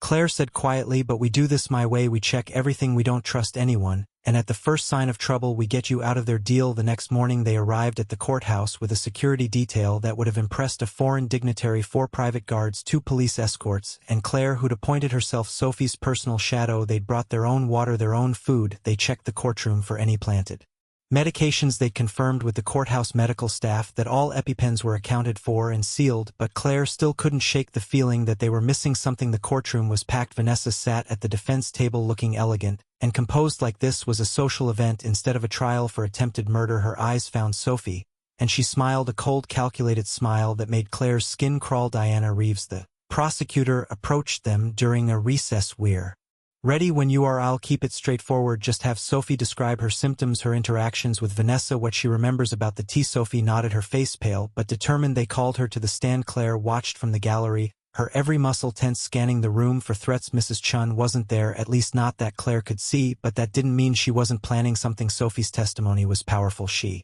described months of illness, the constant weakness, the fear. She described how Vanessa had been so kind, so caring, bringing her tea and honey and sitting with her when she felt sick. I trusted her, Sophie said, her voice breaking. She was going to be my stepmother. I thought she loved me. Vanessa's lawyer stood for cross-examination, a sharp-eyed woman in an expensive suit. Miss Calloway, isn't it true you've had emotional problems since your mother's death? I've been in therapy, yes. And isn't it true you've been prescribed multiple psychiatric medications? Because I was being poisoned, not because I was mentally ill. But how can we know that? How can we know your symptoms weren't psychosomatic? Diana objected. The judge sustained, but the damage was done. The lawyer had planted doubt. Claire watched Sophie hold her ground, answering questions with quiet strength, watched Vanessa's smile falter, when her lies were exposed, watched the jury lean forward, engaged, believing they were going to win. Vanessa was going to prison, and that's when Claire saw it. Mrs. Chun, dressed in a courthouse uniform, approaching the water cooler in the witness stand with a small vial in her hand. Claire was moving before she could think. She vaulted over the gallery railing, running toward the witness stand. Sophie, don't drink anything. The courtroom erupted in chaos. Bailiffs rushed toward Claire. Mrs. Chun dropped the vial and ran for the exit. Sophie froze her hand halfway to the water cup. Claire reached her, knocking the cup from her hand. It shattered on the floor, water spreading across the tiles. Security tackled Mrs. Chun before she reached the door. Police swarmed the spilled vial, carefully bagging it as evidence, and Claire stood in the middle of the chaos, breathing hard. Sophie's hand gripped tight in hers. "I've got you," she said. "You're safe, I've got you." The trial recessed while police secured the scene. Testing confirmed the vial contained a concentrated allergen mix that would have triggered severe anaphylaxis. If Sophie had drunk the water, she would have died within minutes. Mrs. Chun confessed everything: how Vanessa had threatened to expose her son's crimes if she didn't help, how she'd been feeding Vanessa information for months, how she'd planned to make Sophie's death look like a tragic allergic reaction that nobody could have prevented. Vanessa's lawyer immediately started negotiating a plea deal, but it didn't matter. The jury had seen enough. They'd seen the poison, they'd seen the conspiracy, they'd seen a woman willing to kill a child to get what she wanted. The verdict came back 3 hours later: guilty on all counts. Claire was in the hallway when they announced it, sitting beside Sophie. While Ethan spoke to Diana and the detectives, she felt numb, relieved, exhausted. Sophie leaned her head on Claire's shoulder. "It's really over." "Yeah, it's really over. I almost died again. That's 3 times you've saved me. Now let's not go for 4. Sophie laughed, the sound edged with hysteria. "Deal." Ethan emerged from the conference room, his face drawn but relieved. 30 years minimum. She'll be eligible for parole when she's in her 60s. "Good." Claire said. "Diana wants to talk to you about what you did running into the courtroom like that." Claire's stomach sank. "I'm in trouble. Apparently you're a hero. Courthouse security wants to give you some kind of commendation." He shook his head. "You really can't stop saving people, can you?" "Apparently not." They left the courthouse together, stepping out into late afternoon sunlight. Claire blinked against the brightness, feeling like she'd been underground for weeks. Sophie took a deep breath. "What now?" Ethan said. "We go home and we figure out what normal looks like." But as they drove back to the estate, Claire couldn't help wondering if normal was even possible anymore. She'd saved Sophie 3 times now, had stopped a killer, had helped put a monster in prison.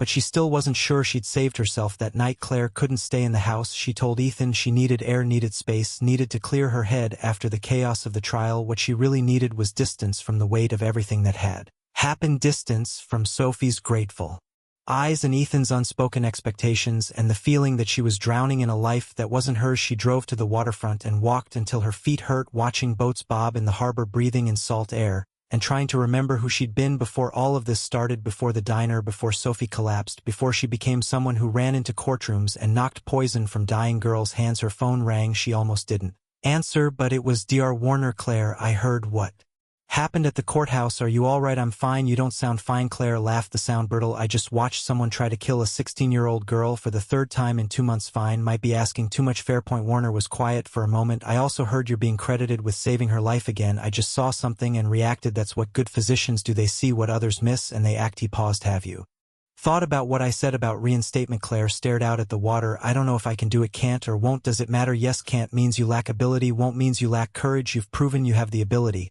So the question is whether you're brave enough to use it again." After he hung up, Claire sat on a bench and watched the sunset over the Sound. She thought about Daniel Carver, the boy who died on her operating table. She thought about Sophie, who'd almost died 3 times. But didn't she thought about the difference between those outcomes and whether any of it was really her fault or her credit? Medicine was chaos dressed up as science. You did your best, and sometimes people died anyway. Sometimes they lived despite everything going wrong. The trick was learning to live with the randomness without letting it destroy you. She'd never learned that trick. She'd let one death define her entire existence. Had given Daniel Carver's memory more power than all the lives she'd saved combined. Maybe it was time to stop. When she got back to the estate, it was after midnight. She expected everyone to be asleep, but lights were on in the kitchen. She found Sophie sitting at the counter, eating ice cream straight from the container. "Couldn't sleep either?"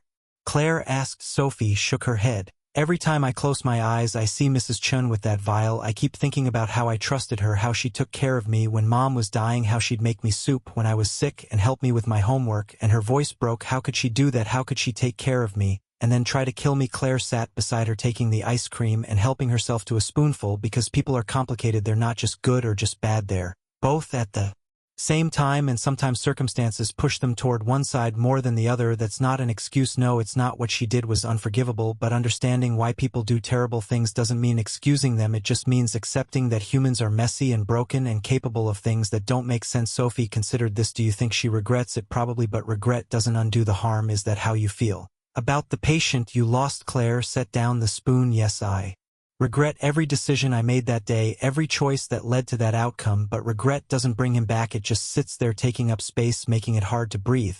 So what do you do with it? I don't know. I've been trying to figure that out for 3 years. Sophie was quiet for a moment, then she said, you know what helped me after Mom died? Someone told me that grief isn't something you get over, it's something you learn to carry like a backpack full of rocks. At first it's so heavy you can barely move, but eventually you get stronger. The backpack doesn't get lighter, but you get better at carrying it. Claire felt tears prickling at her eyes. That's wise. I read it on a grief counseling website, but it's true. I still miss my mom every day, but it doesn't crush me anymore. I can carry it and still live my life. She looked at Claire. Maybe your guilt is the same. Maybe you don't have to get rid of it. Maybe you just have to get strong enough to carry it while you do other things. Claire pulled Sophie into a hug. This impossibly wise girl who'd survived more than anyone should have to survive. When did you get so smart? I've always been smart. Everyone was just too busy looking at my symptoms to notice. They sat together in the kitchen eating ice cream and talking about nothing important until the sky started to lighten, and for the first time in 3 years Claire felt something shift inside her chest. Not healing exactly, but maybe the beginning of it. The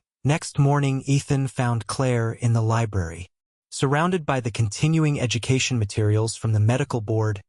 You're really doing it, he said. Getting your license back. I'm thinking about it. That's progress. He sat across from her looking more relaxed than she'd seen. Hi. Since the trial, I wanted to talk to you about something.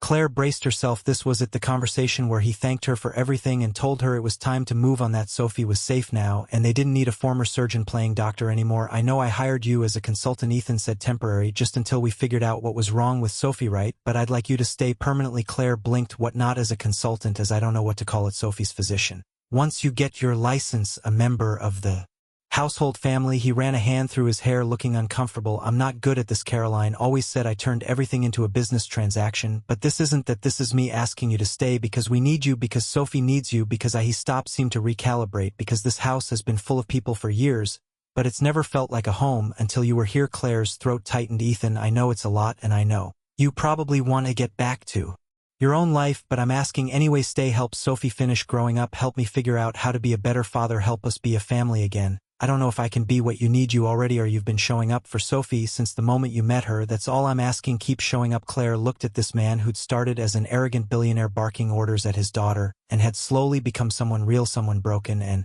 trying, someone who reminded her that people could change if they were willing to do the work. What about when I screw up? She asked. What about when I make another mistake? Then you'll deal with it and we'll help you. That's what families do. They screw up and forgive each other and keep going. I've never been good at family, neither have I. We can learn together. Before Claire could respond, Sophie appeared in the doorway. Are you asking her to stay? Because I already told you she's staying. I'm not letting her leave. Ethan laughed. I'm trying to give her a choice. Sophie, well, she's choosing to stay, right? Claire looked between them. This father and daughter who'd somehow become her people, who'd seen her at her worst and her best and decided she was worth keeping. Anyway, I need to finish the continuing education requirements first and the supervised practice period. That's 6 months minimum. So that's a yes? Sophie asked. Hopefully that's a maybe, working toward a yes. Sophie threw her arms around Claire. I'll take it. The next 6 months were harder than Claire expected. The continuing education was straightforward: online courses, seminars, refresher training, but the supervised practice was humbling. She worked at a community clinic under Dr. Warner's supervision, seeing patients and second-guessing every decision, terrified of making another fatal mistake. Warner was patient but firm. When she hesitated too long over a diagnosis, he'd push her. When she was too cautious with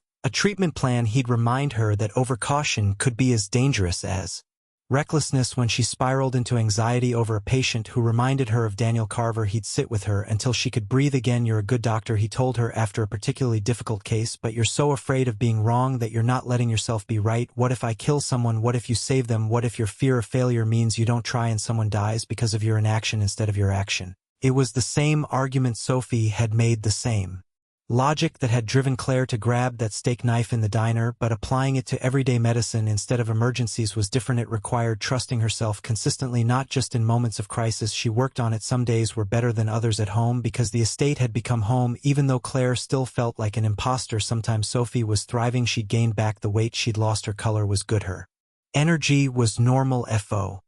A teenager, which meant she slept until noon on weekends and complained about homework and spent hours on the phone with friends. She'd started talking about college, about majors and campuses, and what she wanted to do with her life. The future that had seemed impossible 6 months ago was suddenly real and approaching fast. I'm thinking pre-med, Sophie announced one evening at dinner. Ethan nearly choked on his wine. Pre-med, since I spent months watching doctors fail to diagnose me and then watched Claire figure it out in 30 seconds. I want to be the person who sees what everyone else misses. Medicine is hard, Claire said carefully, and sometimes you do everything right and people die anyway. I know you've told me, Sophie smiled, but sometimes you do everything right and people live, and that's worth the risk. Claire saw herself in that smile, the version of herself from before Daniel Carver, the one who'd believed medicine was about saving lives. Instead of counting failures, maybe she could be that person again. 3 months into her supervised practice, Claire got a call from Lawrence Mitchum at the medical board. Dr. Bennett, I wanted to give you an update on your reinstatement petition. Claire's heart hammered. Okay.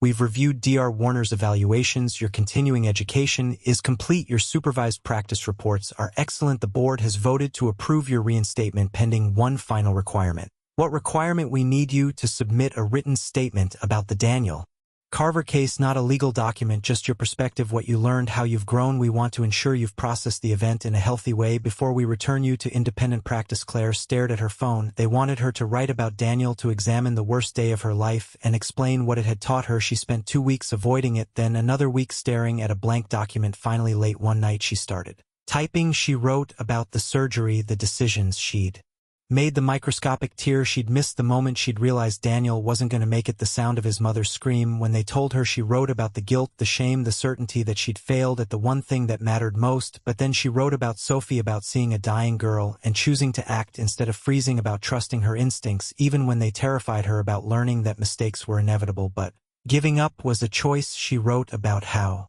carrying Daniel's death had made her a more careful physician, but also a more fearful one, how she'd let one tragedy erase years of success, how she was learning to hold both truths at once, that she'd made a mistake, and that she was still worthy of practicing medicine. She wrote until she was crying too hard to see the keyboard. Then she saved the document, attached it to an email, and sent it to Mitchum before she could second guess herself. His response came the next day. Thank you for your honesty. The board has approved your reinstatement. Welcome back to medicine. Dr. Bennett. Claire read the email 3 times before she believed it. She was a doctor again. She told Sophie first. The girl screamed and hugged her and immediately started planning a celebration. Then she told Ethan, who smiled in a way that made her chest feel tight. I'm proud of you, he said. I haven't done anything yet. You did the hardest thing. You forgave yourself enough to try again.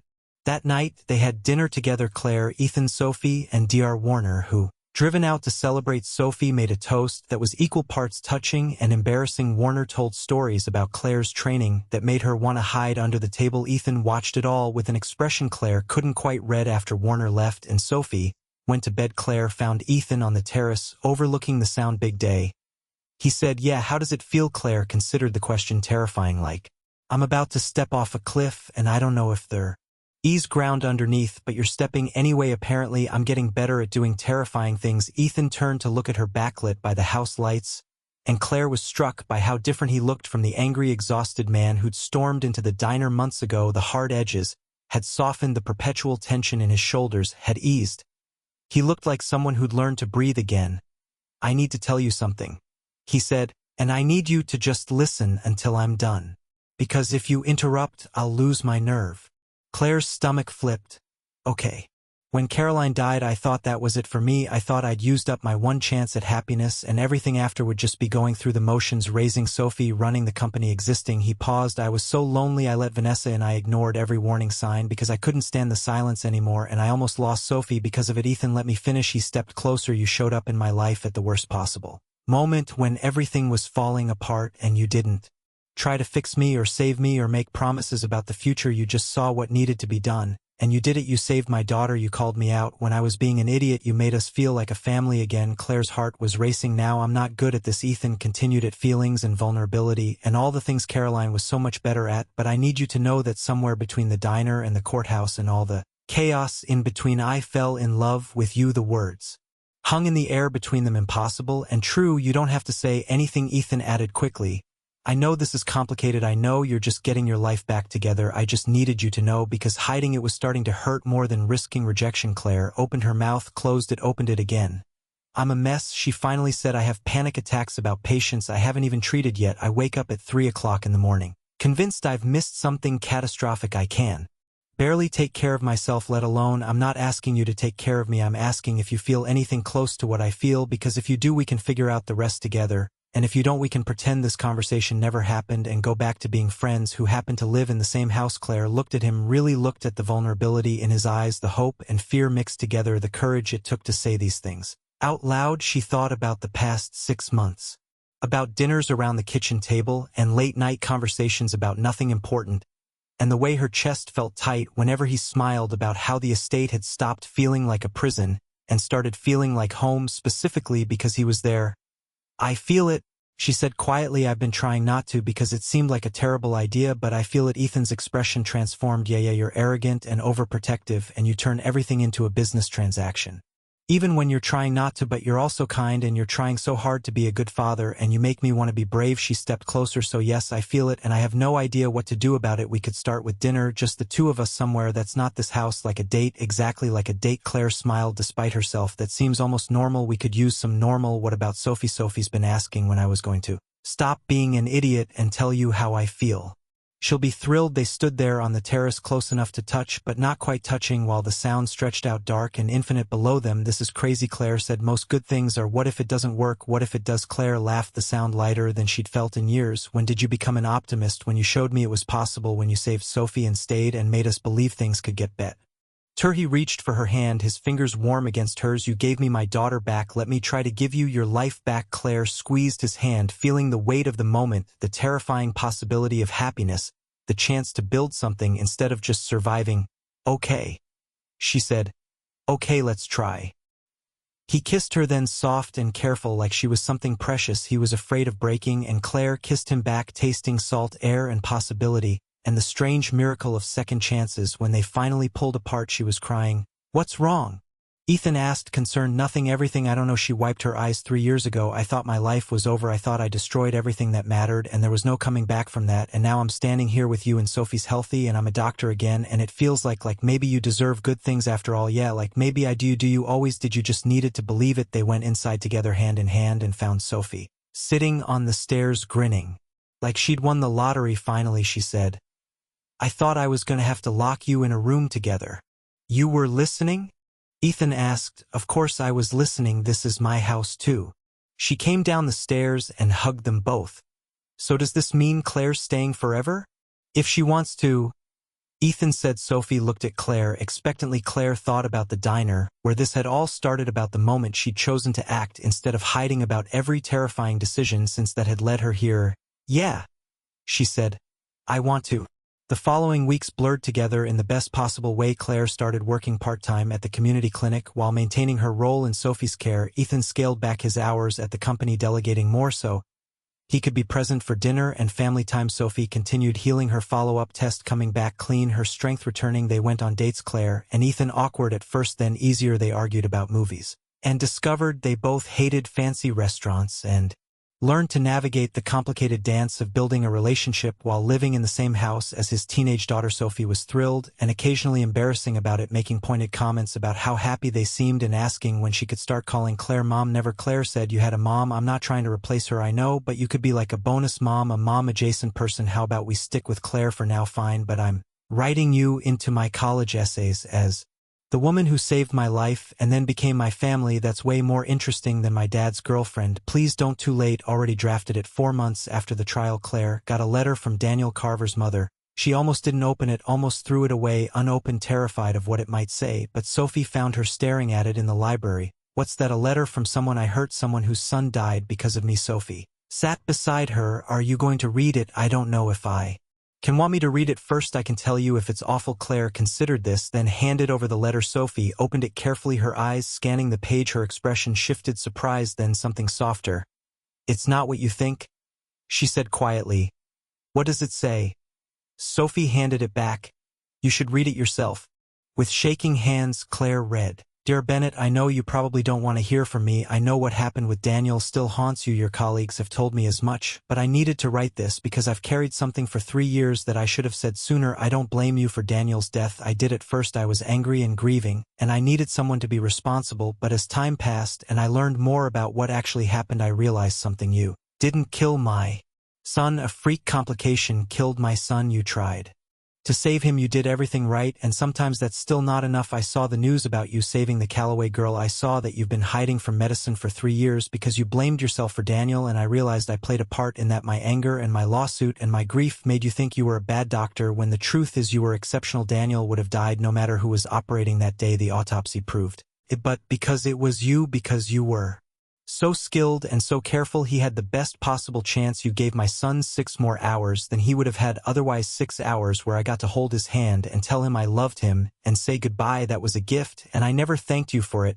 I don't expect this letter to fix anything. I don't expect you to forgive yourself just because I've forgiven you, but I want you to know that I see you. I see the good you've done and the lives you've saved, and I hope someday you can see it too. Please don't let Daniel's death stop you from saving others. That would be the real tragedy. Sincerely, Margaret Carver. Claire read it twice, tears streaming down her face. Sophie put an arm around her shoulders and just held her while she cried, not from grief this time, but from release. She'd been carrying Margaret Carver's anger for 3 years, using it as proof that she deserved to suffer, but Margaret had let it go, had seen the truth, had forgiven her. Now the only person who hadn't forgiven Claire was Claire herself. You okay? Sophie asked softly. I think so. I think I might actually be okay. That evening, Claire showed the letter to Ethan. He read it silently, then pulled her into his arms. She's right, you know about all of it. I know. I think I've known for a while, but reading it from her, Claire's voice caught. It makes it real. So what now? Now I stop punishing myself for being human. I accept that I did my best, and I try to do better going forward. That sounds healthy. Dr. Warner would be proud. Ethan kissed her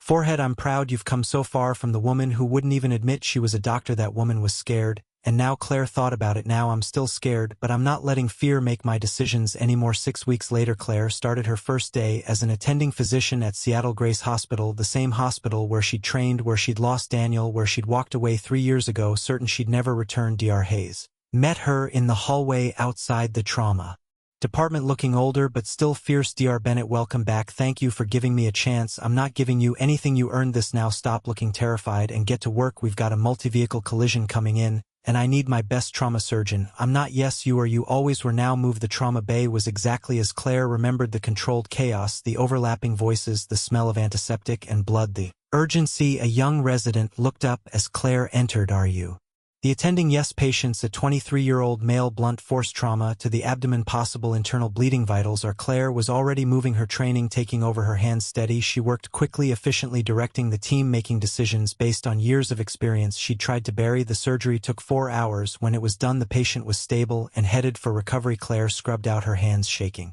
Now that the adrenaline was fading, she'd done it, she'd operated, and nobody had died. Her phone buzzed. A text from Ethan. How was your first day? Terrifying, amazing, exhausting. I saved someone. Of course you did. Come home. When you're ready, we'll celebrate. Home, the estate, Sophie and Ethan, and the life she'd somehow built from the wreckage of her old one. Claire changed out of her scrubs and drove back, watching the sun set over the Sound. She thought about the shy waitress who'd been hiding in a diner 6 months ago, about the woman who'd been so afraid of making mistakes that she'd stopped trying.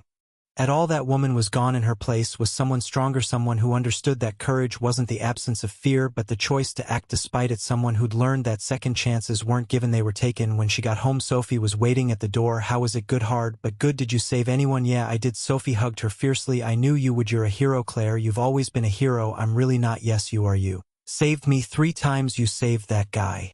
Today you saved yourself when you decided to stop hiding. Sophie pulled back, looking at her seriously. That makes you a hero, even if you don't feel like one. Ethan appeared behind Sophie, smiling. She's right, though I'm biased. You're both ridiculous, maybe, but you're ridiculous. He kissed her. Dinner's ready. Mrs. Chen's replacement made lasagna. They ate together, the 3 of them, talking about CLA's day and Sophie's college applications and Ethan's meetings. Normal family things, the kind of ordinary, beautiful moments Claire had never thought she'd have again. After dinner, Sophie went upstairs to study, leaving Claire and Ethan alone on the terrace. You did it? Ethan said.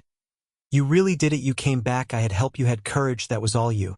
Claire leaned against him, looking out at the water. You know what's strange? I spent 3 years thinking my life was over, that I destroyed everything that mattered, but I had to lose it all to find this, to find you and Sophie, and a version of myself I didn't know existed. Seems like a hard way to get here, yeah, but maybe that's how it works. Maybe you have to break completely before you can rebuild into something better. Is that what you are now, something better? Claire considered the question. She thought about the scared woman hiding in a diner, about the moment she'd chosen to grab a steak knife instead of walking away, about every impossible choice since that had led her here. I'm something different, she said finally, not better or worse, just different, more honest, more willing to fail, more willing to try. I'll take it. They stood there together as stars emerged overhead, and Claire felt something she hadn't felt in years. Peace, not the absence of fear or doubt or grief. Those things were still there. Probably always would be, but they no longer defined her. They were just part of the complicated, messy, beautiful truth of being human. She'd made mistakes, she'd lost patience, she'd run and hidden and hurt people who loved her. But she'd also saved lives. She'd shown up when it mattered. She'd learned to forgive herself for being imperfect. And that was enough. That was everything. I love you. She told Ethan, the words coming easier now. I love you too. He pulled her closer. Thank you for what? For not giving up on Sophie, on yourself, on us. Claire smiled. Thank you for being stubborn enough to make me try. They went inside together, back to the warmth and light and noise of family. Sophie was laughing at something on her phone. The house smelled like lasagna, and coffee music was playing from somewhere upstairs. It was ordinary. It was perfect. It was everything Claire had thought she didn't deserve, but she was learning to accept good things, learning to believe she belonged here, learning that redemption wasn't a destination but a choice you made every day to keep trying despite everything. She'd been the shy waitress nobody noticed, the failed surgeon running from her past, the woman too afraid to hope. Now she was Sophie's protector, Ethan's partner, a physician who'd learned that strength wasn't about being perfect, it was about showing up imperfect and trying anyway. She was finally impossibly home, and the shy waitress who'd grabbed a steak knife in a rundown diner 6 months ago. She'd saved more than Sophie Calloway's life that morning. She'd saved her own.